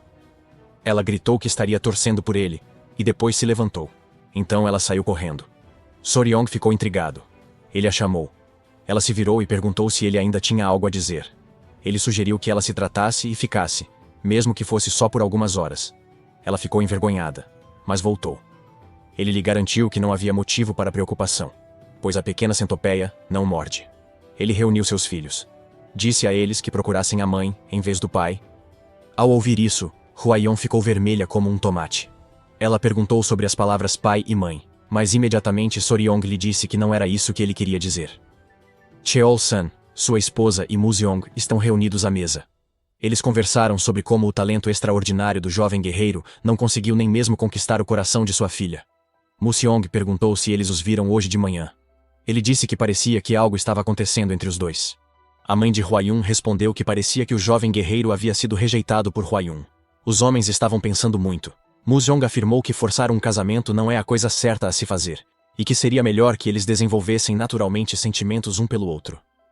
A mãe de Huaiyan sugeriu que Huaiyan cuidasse do treinamento de artes marciais do jovem guerreiro, para que eles passassem mais tempo juntos, o que os ajudaria a se aproximar. Heolson respondeu que era uma boa ideia. Mu-seong disse que eles deveriam descobrir se o sábio curandeiro mais velho pode conceder a graça do elixir purificador de medula e essência. Se a aptidão do jovem guerreiro for baixa, ela pode ser aumentada. Heolson ficou surpreso por ele ter sugerido isso, pois não era possível para Huaiyun. Portanto, é melhor que eles não tenham muitas esperanças. Eu concordei. Ao mesmo tempo, Huaiyun está do lado de fora da porta. Ela se anunciou para seu pai. Cheol-san perguntou o que o trazia àquela hora. Ele a convidou para entrar. Ela corou. Ela não esperava ver os 3 ali. Ela veio porque tinha algo a dizer. Ela corou novamente. Então, de uma só vez, ela expressou que faria o que o pai disse. Cheol-san ficou surpreso. Ele lhe perguntou o que ela queria dizer. A mãe de Huaiyan a convidou para se sentar. Em seguida, perguntou se ela queria dizer que o jovem guerreiro havia despertado seu interesse. Ela está envergonhada. Não conseguiu dizer uma palavra sequer. Cheol-san estava curioso para saber como isso aconteceu de repente. Especialmente quando eles pensavam que ela não gostava dele. Antes que ela começasse a dizer que o jovem guerreiro... Então ela contou que Soryong disse que se tornaria o melhor do mundo para ela. Ele lhe prometeu isso. Chao-san ficou surpreso. Ele ficou curioso. Então ela a incentivou a contar mais. Ela disse que apesar de o talento inato de Soryong estar apenas no nível dos 10 venenos, ele prometeu preencher essa lacuna, derrotando 10 grandes criaturas venenosas por ela. Mu-seong se divertiu. Cheol-san ficou surpreso. Mu-seong riu alto, e comentou que o cara com certeza tem coragem. A mãe de Hyun ficou impressionada. É improvável encontrar um pretendente como esse. Ela explicou que, embora seu coração esteja disposto, ela disse a ele que só concordaria em se casar se ele conseguisse capturar uma das 10 grandes criaturas venenosas antes de atingir a maioridade. Ela se perguntou se ele havia entendido sua resposta. Seu pai brincou dizendo que ela deveria ter dito pelo menos 3 criaturas. Sua mãe afirmou que os homens não são muito perspicazes com relação a essas coisas. Huaiyan perguntou à mãe se ela deveria ir explicar isso a ele. Sua mãe respondeu que não. E que se ele não perceber que eles já deram sua aprovação, ele se esforçará mais. Mu-seong disse para tratá-lo como um possível genro, mas agir como se eles estivessem indecisos. Eles esperavam que com todo esse esforço, ele naturalmente se tornaria parte da família. Enquanto isso, a mãe centopeia disse a Soryong que ele era impressionante. Ela lhe disse que ele havia conquistado completamente o coração da senhora. Ele respondeu que tudo se resume a coragem e perseverança. Ela sorriu para ele calorosamente. Ela o chamou de seu benfeitor e o informou que provavelmente seria o último. Seu ressentimento foi resolvido. Portanto, sua alma logo ascenderá à vida após a morte. Ela perguntou se havia algo que ele pudesse fazer por ele. Ela fará o que for possível. Soryang pensou sobre isso. Ele perguntou se poderia dar uma olhada no corpo dela. Ela se sentiu tímida, mas achou que isso era esperado, já que ele é um homem, afinal. Ela o via como alguém com uma fraqueza pela luxúria. Ela revelou seu ombro e estava prestes a se despir. Ele lhe perguntou se ela realmente precisava tirar a roupa. Isso a fez corar ainda mais. Ela perguntou se não deveria tirá-las. Soryong esclareceu que não era isso que ele queria dizer. É engraçado como as crianças estão cobrindo os olhos. Soryong esclareceu que queria ver a aparência de uma centopeia de manchas azuis. Ela ficou horrorizada quando entendeu. A fumaça cobriu a área. Então, ela revelou sua verdadeira forma. Então, Ryong ofegou ao vê-la. Ele estava animado e feliz por vê-la de verdade. Era incrível como ela era enorme. Ele perguntou se poderia tocá-la, mas já estava fazendo isso. Ele perguntou sobre o corpo dela como se fosse a prova d'água. Ele falou sobre sua visão dela andando. Perguntou se poderia tocar suas pernas, mas já está fazendo isso. Perguntou qual era a força do veneno dela. Perguntou sobre seus olhos e até sobre suas antenas. Ele estava tão apaixonado. As crianças ainda estão com os olhos cobertos. É muito bonito. Soryong estava tão entusiasmado que até queria tocar suas presas. Ela respondeu que isso era perigoso, mas ele insistiu que a centopeia de manchas azuis faria com que ela começasse a se perguntar se suas filhas ficariam bem com esse homem. A razão para isso é que ela sabia que o toque dele não era nada comum. É engraçado e estranho como Soryong baba quando ele a acaricia.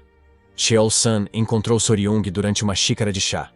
Ele lhe disse que ouviu tudo de Hwain, e que por isso, ele será tratado como genro deles.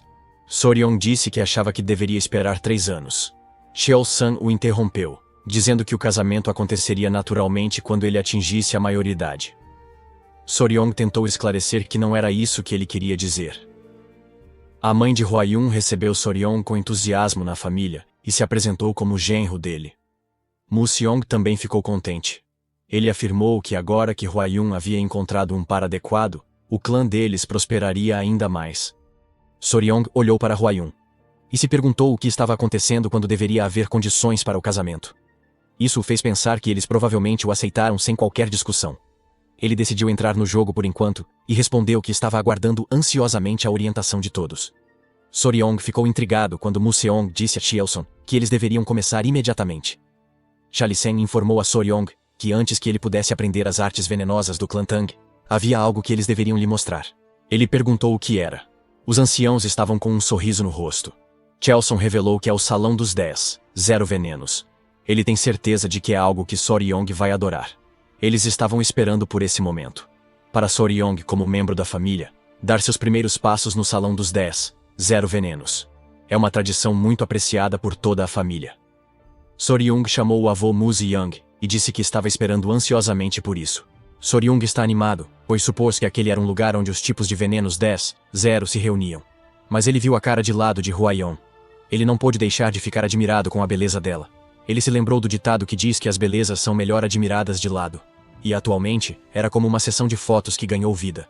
Soryong corou. Foi engraçado como ele foi flagrado por seus sogros. Eles estavam com um sorriso no rosto. Chaol-san comentou que, nesse ritmo, ele poderia desgastar o rosto de sua filha. Ele lhe disse que Hwaeyun é sua mulher agora, mas que ele a olha tão distraidamente. A sogra não pôde deixar de expressar como Soryong parecia estar completamente apaixonado por Hwayeon. Tanto Hwayeon quanto Soryong ficaram vermelhos. Hwayeon lhe diz para prestar atenção por onde anda, e Soryong gagueja ao responder que sim. Pouco tempo depois, havia 3 homens em frente à grande porta. 2 deles estavam de pé, orgulhosos, enquanto seus músculos se sobressaíam em seus corpos. Eles me lembraram de Upen e Ipen. Não sei porquê. Enquanto um homem com o manto do clã Tang está no centro e dá as boas-vindas ao grande patriarca, Mu-seong ordenou que eles abrissem o portão, já que ele está lá para mostrar brevemente ao seu neto a carga de venenos 10, 0. Os homens obedeceram às ordens dele. Em sua cabeça, Soryong comentou que, para algo saído da Idade Média, a segurança era ridiculamente rígida. O homem de túnica preta anunciou a abertura dos portões, e os 2 homens musculosos agarraram a pesada porta e a porta de entrada. Empurrou-a para abrir. Eles usaram todas as suas forças para abrir a porta gigantesca. O homem de túnica preta comentou que o portão foi aberto mais rápido naquele dia. Soryong ficou surpreso com aquela reação. Depois de abrir completamente o portão, os 2 homens musculosos pareciam exaustos. O homem de túnica preta os convidou para entrar. Chaol-san olhou brevemente para Soryong enquanto eles passavam. Soryong se preocupou em olhar para os homens musculosos e cansados, como se quisesse consolá-los. Chaol-san explicou que o portão de ferro é forjado com aço Kunyu, proveniente da região selvagem do sul. Até mesmo abrir o portão é considerado uma honra. Eles chegaram lá dentro. É o tesouro onde o clã Tang de Sichuan armazena todos os seus venenos. É chamado de Salão dos 10, 0 venenos, pois contém 10, 0 venenos. Mu Seong o advertiu para ser cauteloso e não tocar em nada de forma imprudente. Soryong respondeu que entendia. Ele também confirmou se ele contém os venenos tem 0. Kyeolson compartilhou que os venenos são cuidadosamente categorizados, como os venenos paralisantes, os venenos do sono e muitos outros. Esses idosos adoram provocar os dois. Isso ficou evidente quando Kyeolson pediu a Rui que explicasse para Soryong, pois sabia que Soryong gostaria de ouvir isso dela. O constrangimento estava escorrendo de Hwayun e Soryong enquanto eles coravam. Apesar disso, Hwayun aceitou a tarefa. Hwayun agarrou a mão de Soryong e o levou até o veneno mais forte do clã Tang. Hyun parecia constrangido. Enquanto os idosos adoravam a interação deles, ela começou a apontar para o veneno de dissipação de Ki, o mais temido pelos artistas marciais. Uma vez inalado, ele torna a energia inutilizável. Por isso, ela aconselhou Soryong a ser extremamente cautelosa. Ela apontou o veneno necrosante do canal alimentar, o veneno destruidor de espíritos, o veneno de polpa sangrenta e até mesmo o veneno arrebatador de almas de 7 passos. Veneno. Ela lhe disse que todos eles são venenos potentes, mas o veneno mais forte do clã Tang é algo completamente diferente. Ela lhe deu uma pequena semente. Soryong ficou confuso. Em sua cabeça, ele a viu semelhante a um grão de tigre. Hwayun explicou que esse é o veneno mais poderoso que existe. É claro que, deixando de lado os venenos das 10 grandes criaturas venenosas, ela acrescentou que se trata de uma planta que simboliza o clã Tang. Ele é chamado de semente da planta de mamona. Soryong ficou intrigado com a semente de mamona. Ele pensou na ricina, uma toxalbumina altamente potente. Apenas 2 miligramas podem ser letais para um adulto. Ela é famosa por ter sido usada no assassinato de dissidentes búlgaros durante a Guerra Fria. É um veneno 100.000 vezes mais forte que o cianeto. Soryong disse que esse é o veneno que mais se aproxima do ideal do clã Tang. Incolor, inodoro, insípido e sem forma. É por isso que eles o chamaram de o mais raro e precioso de todos. Veneno dourado. E quando ele é usado para matar alguém, eles o chamam de morte dourada. Hwayun lhe disse para tomar nota. O veneno mais forte não é aquele que inflige a maior agonia ou causa a morte mais horrível. O veneno mais forte é aquele que mata silenciosamente, rapidamente e sem deixar rastros. Ela compartilhou que as artes venenosas do clã Sichuan-Tang buscam o ideal, a furtividade e a certeza. Na cabeça de Soryong, eles são comparáveis a um clã de assassinos. Mu Seong lhes disse que por enquanto é o suficiente. Mu Seong o convidou para ir ver as feras venenosas que Soryong estava ansioso para ver. Mu Xiang até ofereceu que, se Soryong estiver interessado, ele poderia até mesmo supervisionar o cuidado deles, e que o clã fornecerá apoio total para qualquer coisa que ele precisar. Na cabeça de Soryong, a tradução é que eles apoiarão seu hobby. Ele parecia tão animado que quando estavam prestes a partir, o patriarca foi imediatamente chamado. Pi estava ofegante por estar correndo rápido. Eles perguntaram a ele: qual é o problema? Pi disse ao patriarca que precisava ir ao pavilhão da Tartaruga Negra imediatamente. O patriarca perguntou por quê. Pi estava prestes a dizer algo sobre o ancião do clã. Mas Mu Seong o interrompeu com sua explosão de raiva. Ele perguntou o que aqueles bastardos estavam fazendo agora. Soryong estava pensando se eles eram membros do ramo da família que Wiyun mencionou. Pai o informou que há 2 problemas. Primeiro, o remédio que eles enviaram para o senhor da cidade de Sichuan não surtiu o efeito desejado, e ele enviou de volta uma carta cheia de reclamações. Antes de Pai revelar o segundo problema, ele olhou primeiro para Soryong. Soryong suspirou. Pai revelou que era sobre o transporte de venenos 10-0. Mu Xiang previu que os rumores já estavam circulando. Eles decidiram ir embora por enquanto, mas não sem que Mu Xiang pedisse a Soryong para ir com eles. No pavilhão da Tartaruga Negra, os anciãos notaram o patriarca. Começaram a reclamar do fato de ele ter tomado uma decisão tão crítica por conta própria. Eles protestaram contra o fato de ele ter escolhido uma órfã de origem desconhecida para fazer par com seu amado Hwayun. Isso provocou Cheol-san. Ele não gostou disso. Eles disseram que Soryong é uma órfã de origem desconhecida. Chelson começou a emitir uma aura verde de seu corpo enquanto perguntava se eles estavam insultando seu genro. Os anciãos do clã insistiram que era verdade.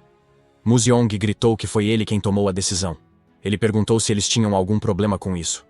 Os anciãos do clã ficaram nervosos. Os anciãos pediram ao grande patriarca que chamasse o patriarca à razão.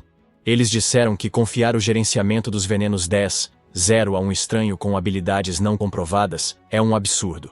Mu Xiang enfatizou que ele apenas disse que ele mesmo aprovou. Enquanto isso acontecia, Huaiyun estava consciente de Soryong, e ela sussurrou um pedido de desculpas para ele. Na cabeça de Soryong, seu pensamento inicial foi de bondade. Ele suspirou ao perceber que a havia deixado preocupada em sua cabeça. É ela quem deve se desculpar. Todos ficaram surpresos quando ouviram Soryong dizer: "Com licença, desculpe-me por interromper sua conversa." Em seguida, ele começou a dizer que, como se trata de um problema decorrente de sua falta de habilidade, ele sugeriu demonstrar suas habilidades e provar a si mesmo para os anciãos do clã. Os anciãos foram pegos de surpresa. Soryong disse que poderia fazer isso ajudando-os a resolver a questão problemática com o senhor da cidade de Sichuan. Em um tom calmo, Huaiyun lhe perguntou o que ele estava tentando fazer. Soryong não é do tipo que dá um passo à frente e faz barulho. Mas se eles estão atrapalhando sua vida pacífica de dono de um animal de estimação, então esse homem não vai simplesmente deixar passar. Soryong deixou os anciãos sem palavras. Por fim, eles se irritaram. Eles o repreenderam por se intrometer na conversa dos anciãos do clã. Até o questionaram se ele sabia o que dizia a carta do senhor da cidade da província de Sichuan antes de se intrometer daquela maneira. Eles o chamaram de ninguém insolente e o denunciaram ao chefe do clã por ousar se intrometer. Os anciãos aproveitaram a chance para explicar o motivo. Em vez disso, sugeriram alguém de um clã marcial respeitável e estabelecido como genro. A esposa de Sheol-san está começando a ficar irritada. No fundo, Soryong pensou em como esses velhos, quanto mais falam, mais absurdos parecem. Quando era Spice Faber, ele tinha mais de 1 milhão de assinantes no total, com uma média de mais de 3.000 espectadores por transmissão. Ele lhes disse que, pelo que tinha ouvido, os anciãos ainda se recusavam a reconhecê-lo como genro do clã Sichuan Tang. Portanto, em resumo, ele ainda é um convidado. Com a grande base de fãs do Spice Faber, havia muitos trolls perturbadores que causavam o caos sem nenhum objetivo real. Soryong enfatizou que salvou a preciosa filha do clã Sichuan Tang, Lady Huaiyun. Além disso, ele também derrotou o Mão de Sangue, Rakshasa Takunyang, e salvou a vida do patriarca. Ele os desafiou, perguntando se fazia parte da etiqueta do clã Sichuan Tang insultar um convidado e benfeitor na cara deles. No fundo, Soryong sabia que o tipo de malícia que ele viu com os anciãos não era nada comparado à trollagem com a qual ele lidava como streamer. Em comparação, é absolutamente adorável. Os anciãos ficaram envergonhados e foram colocados em seu devido lugar. Eles admitiram que falaram apressadamente e em desespero. Em sua cabeça, ele os considerava patéticos. O grande patriarca ficou surpreso com Soryong. Um ancião mencionou que derrubar a união do Rakshasa Tak Mão de Sangue estava indo longe demais. O patriarca respondeu que Soryong estava dizendo a verdade e mostrou a eles um documento. Ao verem isso, os anciãos ficaram boquiabertos. Seus queixos caíram quando confirmaram que se tratava do Manual Secreto das Artes Venenosas das Mãos de Sangue. Ele foi escrito com sangue, portanto, é autêntico e pertenceu à seita do sangue. O patriarca incentivou Soryong a mostrar aos anciãos as centopeias pintadas. Soryong bateu gentilmente em seu peito enquanto dizia aos anciãos para olharem para ela. Os 3 bebês centopeias malhadas saíram felizes. Os anciãos ficaram nervosos ao ver isso. O patriarca explicou que se tratava da prole da centopeia de manchas azuis, e compartilhou com orgulho que seu genro as estava criando. Ele contou que aqueles pequeninos foram os assassinos de Takunyang, mordendo-o até a morte. O ancião não acreditou no que ouvia. Ele confirmou o que o patriarca queria dizer, que o jovem guerreiro conseguiu controlar uma centopeia Blue Spot. O patriarca, Soryong e Guppy tinham sorrisos diabólicos em seus rostos. Enquanto provocava os anciãos, Chaol-san o citou por se dirigirem a Soryong como um jovem guerreiro como um sinal de que eles se recusavam a reconhecer Soryong como seu genro. Soryong até conseguiu avisá-los para não morderem. Caso contrário, eles acabarão tão negros e sem vida quanto Takunyang. Os anciãos ficaram atônitos. Sua atitude mudou ao negarem que se recusavam a aceitar Soryong. Eles tentaram inventar desculpas esfarrapadas, como se houvesse um processo e fosse natural que eles hesitassem. O grande patriarca suspirou e decidiu deixar de lado a questão do genro por enquanto. Ele perguntou por que Soryong não podia entrar no salão dos 10, 0 venenos. Os anciãos argumentaram que Soryong ainda não havia se tornado totalmente parte da família. Além disso, os anciãos não poderiam confiar o salão dos 10, 0 venenos a um jovem guerreiro que ainda não atingiu a idade da maturidade. O grande patriarca lhes disse que a solução é simples. Ele pediu a Soryong que demonstrasse sua habilidade. Soryong tinha um sorriso no rosto enquanto os informava que, Para provar que é digno do clã Sichuan-Tang, ele fará isso do jeito do clã Sichuan-Tang. Ou seja, usando veneno. Os anciãos ficaram loucos. Eles confirmaram se o que Soryong queria dizer era que ele envenenaria o senhor da província de Sichuan. Eles chamaram Soryong de idiota por matar o senhor em vez de enviar remédios. Soryong estava confuso em seu íntimo. Ele estava confuso porque tinha a impressão de que o clã Sichuan-Tang lidava com veneno. No dia seguinte, o grande patriarca informou a Soryong que, a partir de então, ele começaria a aprender a arte marcial do clã Tang, a técnica de retorno do Five Venom. Soryong perguntou se ela envolverá treinamento físico também. O grande patriarca respondeu que, ao praticar artes marciais, seu corpo se adaptará naturalmente para se alinhar com as técnicas que ele aprender. Mu Seong explicou que o clã Tang prioriza a praticidade. Portanto, ele aprenderá habilidades que podem ser aplicadas imediatamente em situações reais. Mu Seong desempacotou as armas. Havia flechas, adagas, shuriken e muito mais. Eles começaram com armas ocultas arremessáveis, como agulhas, moedas, dardos, pólvora, adagas e facas de arremesso. Existem muitas armas ocultas não convencionais, mas a maioria pode ser classificada em 5 tipos. Mu Seong perguntou a Soryong se ele sabia qual delas era a mais fácil de manusear. Soryong adivinhou que era a adaga ou a faca de arremesso. Ele estava certo. Mu Seong lhe perguntou qual ele achava que era a mais difícil. Soryong respondeu que era o pó, pois ele precisava ser espalhado de forma eficaz. Mu Seong o informou que a agulha era a mais difícil. Soryong supôs que isso se devia ao fato de ela ser pequena e fina, o que a tornava difícil de ser lançada. Mu Seong respondeu que não era só isso. É porque Soryong precisa sempre se lembrar da posição exata em que a jogou. Mu Seong decidiu demonstrar isso, pois é mais fácil de entender dessa forma. Ele pegou um pincel. Ele separou a cabeça do cabo e, em seguida, fez um movimento repentino de jogar um item. Era o cabelo da escova e ele flutuou no ar. Mas depois se transformou em agulhas e caiu no chão como chuva. Soryong não conseguia acreditar como as cerdas estavam se incorporando como agulhas. Elas continuavam caindo do céu. Mu Seong compartilhou que o clã Tang tem uma técnica de arma oculta chamada Sky Obscuring Flower Rain. É uma arte secreta do clã Tang em que centenas ou até milhares de agulhas caem como uma chuva de flores cobrindo a área. Na cabeça de Soryong. Parece que ele teve que espalhar agulhas por toda parte e lutar naquele território. Soryong comunicou educadamente que, se toda a área fosse preenchida com essas agulhas, dificilmente haveria espaço para se mover. Foi quando Mu Seong riu e respondeu que era exatamente assim. Soryong deve se lembrar das posições da agulha para não acabar sendo vítima de sua própria técnica. Para Soryong, isso era inacreditável. Soryong suou profusamente enquanto confirmava com Mu Seong. Se ele quis dizer que precisava se lembrar das posições das agulhas que desviam os oponentes, ou daquelas que caem fora do lugar. Mu Seong respondeu que é claro. Mu Seong o informou que, com o corpo dos 5 venenos, ele teria que memorizar pelo menos 100 posições só para começar. Soryong ficou pálido. Quando isso acabou, Soryong caiu de bruços no chão.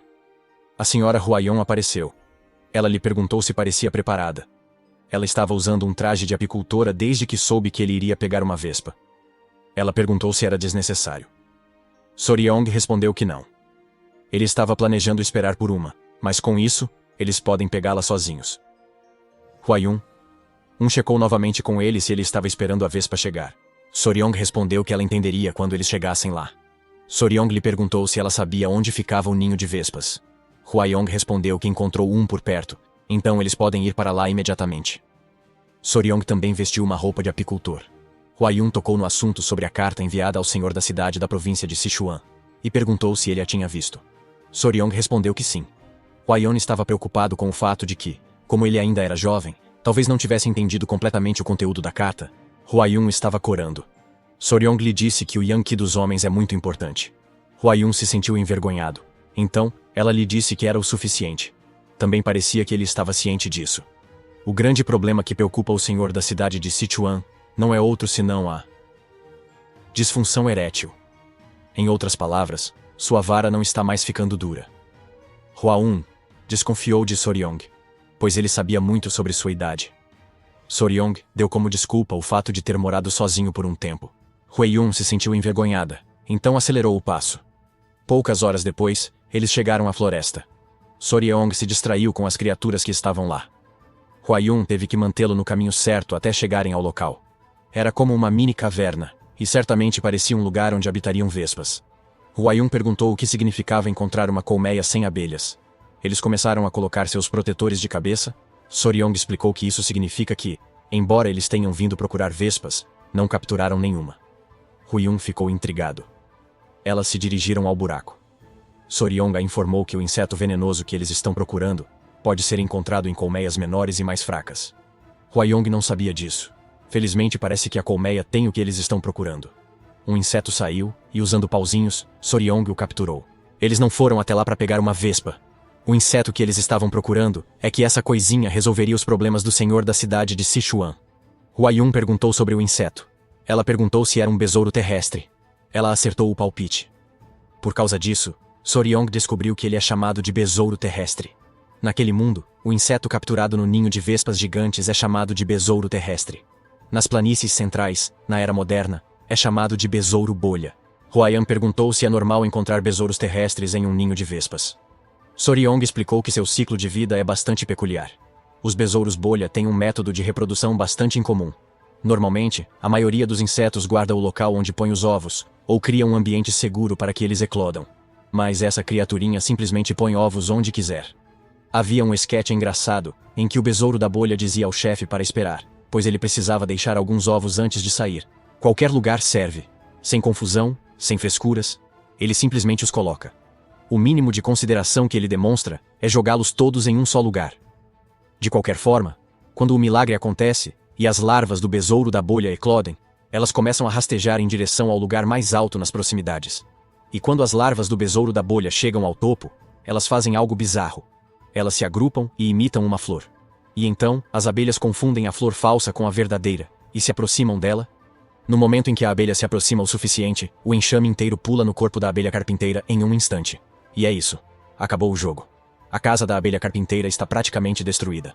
Soryong não sabe ao certo por que eles preferem os ninhos de vespas gigantes, mas aparentemente, é o ambiente mais adequado para o crescimento das larvas do besouro terrestre. Huayun sentiu pena da vespa gigante. Soryong respondeu que não há nada que possa ser feito a respeito. Huayun sabia que o inseto causa queimaduras na pele. Ela ouviu dizer que comê-lo em excesso pode até ser fatal. Soryong confirmou essa ideia. O líquido laranja que escorre do besouro da bolha contém uma substância tóxica chamada cantaridum. Quando essa substância entra em contato com a pele, ela cria bolhas semelhantes a queimaduras. Huayun corou e perguntou se ela tinha esse efeito.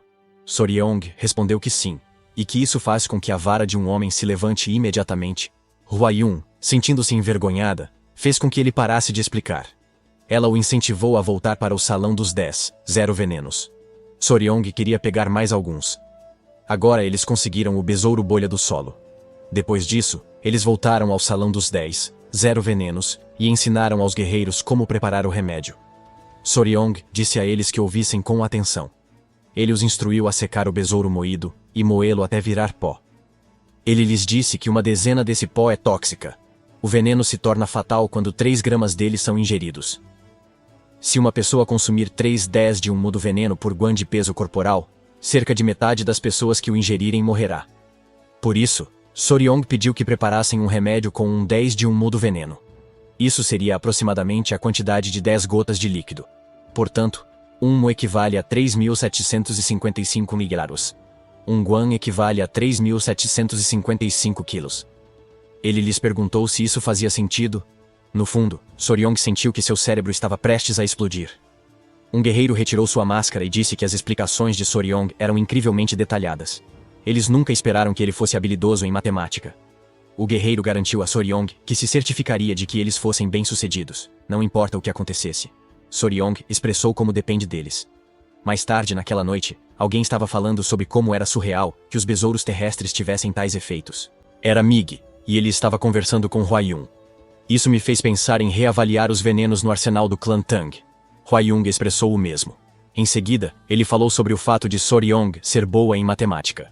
Huayun compartilhou como Soryong calculou a concentração da solução e a estimou para corresponder ao peso de 10 gotas de líquido. Isso foi incrível. Museong admitiu que se considerava conhecedor do campo dos venenos, mas Soryong estava em um nível diferente. Quanto mais ele aprendia sobre ele, mais percebia que aquela criança era uma joia. Ele provocou Huayun, perguntando se ela gostava ainda mais de Soryong agora. Huayun corou. Huayun expressou seu arrependimento por ter se precipitado no início. Mu Xiong respondeu que, se ela compensar isso no futuro, é o que importa. Mu Song perguntou como eles planejam testar o medicamento quando ele estiver completo. Huayun corou. Ela está vermelha como um tomate. Ela mencionou como os anciãos da família do ramo estão dizendo que Soryong tem sido muito insolente. Soryong afirmou que testaria isso levantando os anciãos do clã. O queixo de Mu Xiong caiu. Ele riu alto enquanto dizia que o garoto era divertido. No dia seguinte, eles estavam todos reunidos em um salão. Os anciãos do clã estavam céticos. O guerreiro deu a Soryong uma caixa de madeira. Em seguida, o guerreiro informou que havia misturado pó de alcaçuz e mel para torná-lo mais doce e fácil de consumir. Soryong ficou impressionado com o fato de o homem prestar atenção até nos mínimos detalhes. Soryong perguntou ao guerreiro se ele havia feito exatamente como descreveu. O guerreiro respondeu que seguiu as instruções cuidadosamente. Outros membros do clã comentaram para que parassem de dar tanta importância ao fato. Eles até questionaram o quão incrível isso poderia ser. O patriarca ordenou silêncio. Em seguida, perguntou a Soryong como ele provaria a eficácia do medicamento. Soryong se mostrou surpreso com isso. Os anciãos do clã gritaram que é natural que eles tenham que confirmar. Um ancião gritou que eles nunca ousariam enviar veneno com eficácia não comprovada para o senhor da cidade de Sichuan. Um deles afirmou que, se algo desse errado, isso poderia levar a um grande desastre. Soryong respondeu que não havia outra escolha. O guerreiro entendeu. Os anciãos do clã ficaram confusos porque o guerreiro lhes deu o remédio. Eles ficaram irritados porque parecia que Soryong estava dizendo para eles testarem o remédio. Um dos anciãos perguntou a Soryong se ele sabia o que era aquilo. O outro ancião comentou que Soryong brincou ao ar livre por tanto tempo que parece que seu interior também ficou preto. Soryong sorriu. Ele ligou para seu avô. Mu Zeyong perguntou o que ele precisava. O Soryong mencionou o que Mu Zeyong havia dito anteriormente. Que aqueles que dominam as artes marciais do clã Tang nunca têm medo de veneno. Mu Zeyong concordou com o esquema de Soryong e afirmou essa declaração. E então Soryong apontou que a reação dos anciãos implicava que eles estavam com medo. Mu Seong concordou com ele. Mais uma vez. Soryong provocou os grandes anciãos de um clã que certamente alcançou o nível de dominar sem venenos. Ele usou a psicologia reversa e disse que certamente os anciãos não têm medo de algo trivial como o veneno de besouro. Isso irritou o ancião, e ele dividiu o medicamento em dois. Eles afirmaram que não tinham nada a temer sobre esse veneno insignificante de baixo grau. Eles tomaram o remédio. Disseram a Soryong que ele os havia subestimado. Ameaçaram Soryong de que, se ele não fizesse nada, enfrentaria as consequências. O ancião gritou que eles seriam os únicos a defender as leis e os princípios de seu clã. Eles mastigaram o veneno. Seguiu-se o silêncio. Então, eles sorriram e gritaram que nada estava acontecendo. Mas o ancião sentiu sua masculinidade se levantar. O longo sono da serpente havia terminado. Eles ficaram envergonhados. E assim, naquele dia, as leis e os princípios do clã foram corrigidos. Sem trocadilhos, isso aconteceu de forma magnífica. O remédio foi enviado para o senhor da cidade de Sichuan. Seus efeitos foram comprovadamente excelentes. Pouco tempo depois, os anciãos caminharam pelo salão segurando suas calças para esconder as evidências. Lembro-me de que eu costumava andar assim quando chegava aquela época. De qualquer forma, Soryong disse a Mu Saong que foi exatamente como ele disse. Provocar os anciãos com algo relacionado a veneno fez com que eles caíssem na armadilha imediatamente. Mu Seong sabia que eles eram o tipo de pessoa que não tinha nada além do orgulho. Então, naturalmente, isso aconteceria. Mas Mu Saong também está ciente de que suas ações vêm de um lugar de preocupação com o clã. Ele disse a Soryong para não ficar tão ressentido com eles. Mu Seong disse que no final das contas, eles são todos uma família. Soryong respondeu que entendia. Huiyun se apressou em ir embora. Ela relatou a eles que algo terrível havia acontecido. Eles perguntaram a ela o que era, e ela lhe disse que seus filhos estavam agindo de forma estranha. Soryong corou e ficou atônito. Mu Seong ficou assustado quando chamou seu neto e o agarrou pelo colarinho. Mu Seong lhe perguntou qual era o significado daquilo. Ele perguntou por que eles têm filhos. Soryong estava encharcado de suor frio. Mu Zong agarrou Soryong pela nuca e perguntou por que eles tinham filhos, especialmente quando ainda nem tinham feito a cerimônia de casamento. Huayun gritou que o que ela queria dizer não eram crianças humanas, mas as centopeias malhadas. A que Soryong está criando. Soryong ficou atônita. Muito surpreso foi um eufemismo de sua reação. Ultimamente, ele tem feito muitas sessões de treinamento físico, e toda vez que pedia a Huayun para cuidar deles. ele acabou se esquecendo completamente deles. Ele estava preocupado que algo tivesse acontecido com seus bebês. Ele pediu para ver. Era como se ele estivesse prestes a agarrar o seio da Hwa-yeon, já que ela as mantém lá. Hwa-yeon gritou que elas não estão lá. Mu-seong ficou atônito. Um momento depois, as 3 centopeias com manchas azuis estavam todas marrons e fracas. Uma marca de mão estava estampada no rosto de Soryong. Foi engraçado como ele deu um tapa por causa de suas ações anteriores. Soryong olhava intensamente para as centopeias, enquanto Mukong estava curioso para saber se aquelas centopeias haviam caído do corpo de Hyun com um baque. Hyun respondeu que eles pareciam bem antes, mas agora ela está preocupada que eles possam estar ficando doentes. Sua cor parece um pouco pálida, e suas conchas parecem estranhas. Soryong garantiu a ela que não há motivo para se preocupar. Ele explicou que isso se chama descamação. Criaturas como as centopeias, que têm carapaças duras, as trocam quando crescem, e isso provavelmente estava acontecendo. Mu-seong perguntou se elas já estavam perdendo a casca. Soryong respondeu que isso acontecerá em breve. Uma pequena se moveu de forma estranha. Então a cabeça saiu. Eles ficaram impressionados. Era uma visão incrível. Em seguida, os outros 2 também começaram a se livrar de suas conchas. Eles se livraram com sucesso. Agora estão todos soltos. Hwa-yeon notou que eles pareciam ter quase o dobro do tamanho de antes. Ela perguntou se esses pequeninos tinham nomes. Soryong percebeu que eles não tinham. Seu rosto pensativo parecia engraçado. E o mais engraçado é o nome que ele inventou. Número 1. Número 2. Número 3. Era tão bobo que Hwa-yeon se recusou a aceitá-lo. Ela argumentou que dizem que as centopeias malhadas se transformam em dragões depois de viverem por 1000 anos. Portanto, elas precisam de nomes dignos de dragões. Soryong argumenta infantilmente que não há como uma centopeia malhada se transformar em um dragão, mesmo depois de 1000 anos. Mu-seong entrou na brincadeira dizendo que uma centopeia manchada de 1000 anos de idade é chamada de dragão. Com essa resposta, Soryong percebeu que deve ter sido o avô quem ensinou isso a Hwa-yeon. Mas então Soryong pensou seriamente sobre o nome. Então, ele decidiu chamá-las de Nova, Mira e Grace. O primeiro é Nova, que simboliza o início. O segundo é Mira, que significa fragrância. E o terceiro é Grace, que representa algo elegante ou gentil.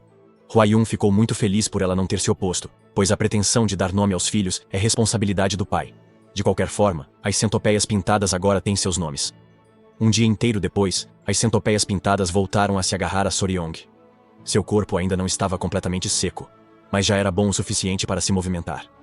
Mas ele ainda se sente estranho. As centopeias agora estão mais pesadas. Elas costumavam ser do tamanho de uma salsicha grossa, mas agora estão do tamanho de seu antebraço. Parece que as centopeias malhadas sentiram que o abraço dele era muito apertado para elas. Então, agora elas se enroscaram confortavelmente em seus braços e cintura. Enquanto estava deitado ali, aconchegado com as centopeias, ele ouviu alguém falando. 2 homens estavam passando. Um deles tinha uma bolsa carregada na mão e disse que o clã Sichuan Tang é sempre muito extravagante. Ele convidou seu amigo para ir ao bordel, e o amigo achou que era uma boa ideia. Eles riram enquanto diziam que ganhar dinheiro nunca foi tão fácil. Soryong ficou curiosa com isso. No pavilhão, Chao-san disse que tinha ótimas notícias. É sobre o remédio que eles enviaram para o senhor da cidade de Sichuan. Ele contou como funcionou excepcionalmente bem. E o senhor da cidade enviou uma mensagem de gratidão e incluiu uma generosa recompensa. Soryong e Hwa-yeon ficaram encantados. Chao-san também estava orgulhoso e feliz por ter colhido tais benefícios. Assim que ele tomou Soryong como genro, Soryong realmente fez algo notável. Soryong ficou feliz por ele ter ajudado.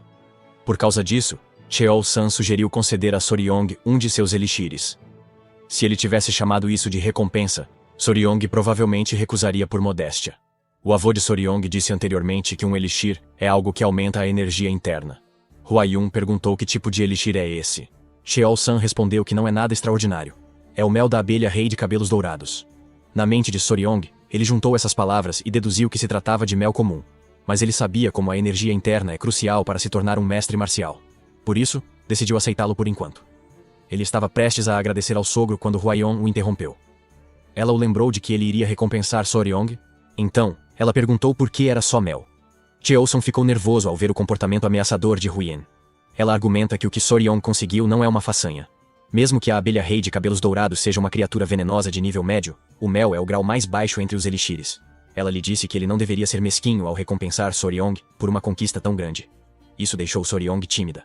Ela repreendeu o pai, dizendo que ele deveria conceder algo que correspondesse a 1 ano de energia interna. Ela não conseguia entender como ele podia dar um elixir que fornecia apenas 2 meses de energia interna.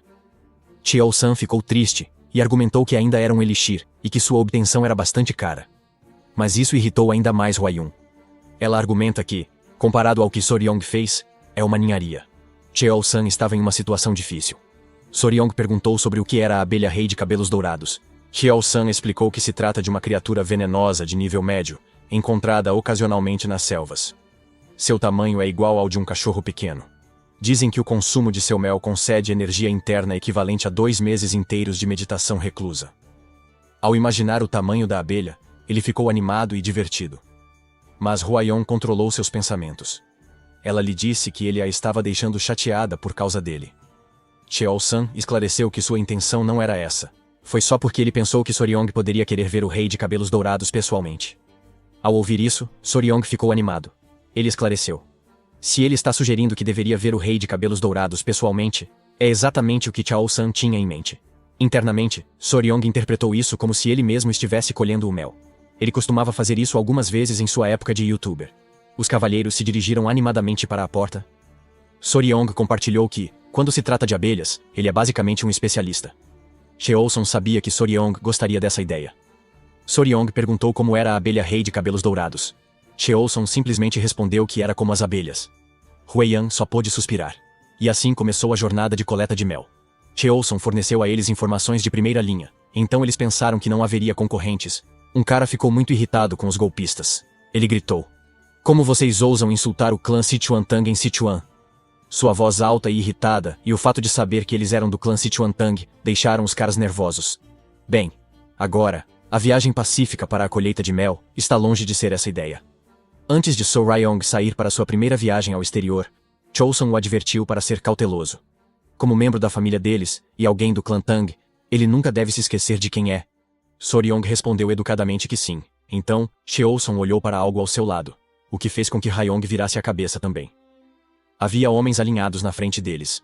Chilson informou a Soryong que ele estaria liderando aquelas pessoas. Era hora de ele aprender a gerenciar os outros. Soryong ficou confuso. Soryong pensou que deveria ser Hwayun.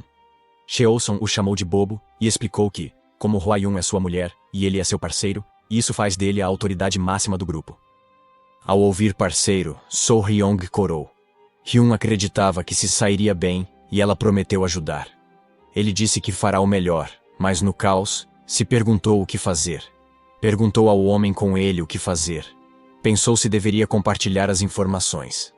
Soryong está falando com Wolfgang, líder da unidade de sangue venenoso. Wolfgang não ficou satisfeito com o fato de alguém ter ousado compartilhar as informações do clã Tang. Hwayun disse que, quem quer que seja, essa pessoa tinha coragem. Ela estava seriamente irritada. E expressou isso com sua aura intimidadora. Enquanto questionava a venda de informações compradas pelo clã Siquantang para outra pessoa. Os membros de outros clãs a reconheceram.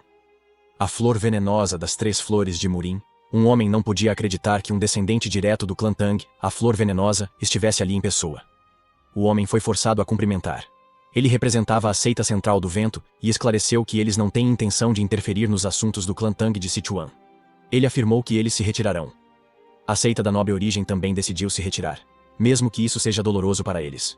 O matador do fantasma de Jade também decidiu se retirar. Uma delas jurou pegar aquele rato desgraçado e esfolá-lo vivo. Todas saíram correndo. Soryong percebeu a influência do clã Sichuan-Tang. Ele perguntou se isso havia sido resolvido. Wolfgang respondeu que não.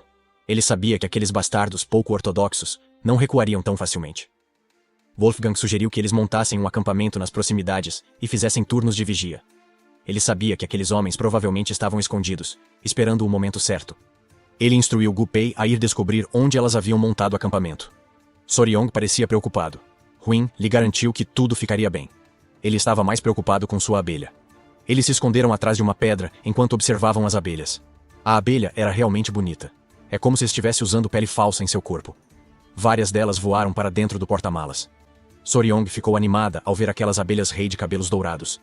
Huiyun admitiu que era a primeira vez que via 2. Ela apontou o tamanho do acampamento. Soryong os acha bonitinhos. Hwayun ficou impressionado com o pelo fofo deles. Wolfgang também ficou satisfeito ao vê-los. Soryong notou que a colônia deles parecia pequena. Era como se houvesse apenas algumas centenas deles. Mas, considerando o tamanho deles, isso faz sentido. Hwayun perguntou sobre as colônias. Soryong explicou que se trata do grupo de abelhas. Normalmente, uma colmeia pequena tem de 5 a 7 mil abelhas. Hwayun ficou chocado com o fato de Soryong poder dizer isso sem nem mesmo entrar na colmeia. Soryong respondeu que ele pode estimar isso observando quantas abelhas entram e saem da entrada. Alguém apareceu atrás deles. Era Pi. E ele informou que haviam localizado aqueles bastardos pouco ortodoxos. Wolfgang perguntou onde eles estavam. Pi hesitou em responder em um primeiro momento. Mas, como Wolfgang esperava, esses bastardos montaram seu acampamento no lado oposto. Eles não parecem estar fazendo muita coisa, mas se algo acontecer, com certeza farão alguma coisa. Wolfgang decidiu esperar até o anoitecer e colher o mel usando o método do clã Tang. Soryong perguntou sobre esse método. Wolfgang explicou que, se as folhas de artemisia forem queimadas, a fumaça acalmará as abelhas, e durante esse tempo, elas poderão colher o mel. Soryong respondeu que esse é um método excelente, mas Pi estava preocupado com o fato de o vento estar soprando na direção deles naquele momento. Com isso, o plano deles foi por água abaixo. Então, Soryong pensou em algo. Pi lhe perguntou se era algo inteligente. Soryong explicou que, se o vento estivesse soprando na direção deles, mascararia seu cheiro.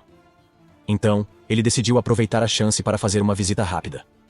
Ele já estava a caminho quando Wei Yun agarrou sua camisa para impedi-lo porque era perigoso. A abelha rei de cabelos dourados é uma criatura venenosa de nível médio. Mas Soryong estava louco por ela.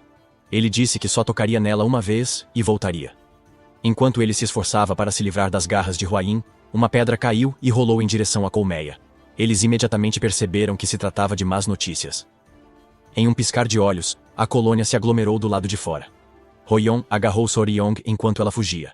Depois disso, eles foram repreendidos até o inferno e voltaram. Já estava escurecendo e Soryong pensava em outra forma. Se acenderem o fogo contra o vento, ficarão entre os bastardos e a colmeia. A abelha rei de cabelos dourados é diferente das conhecidas. Detecta vibrações do solo a mais de 30 quilômetros. Nem as abelhas terrestres fazem isso. Huaiyan o encontrou e contou. As crianças terminaram a refeição. Elas tentaram se afastar, então ela as trouxe para ele. Soryong agradeceu e pediu aos pequenos que se comportassem.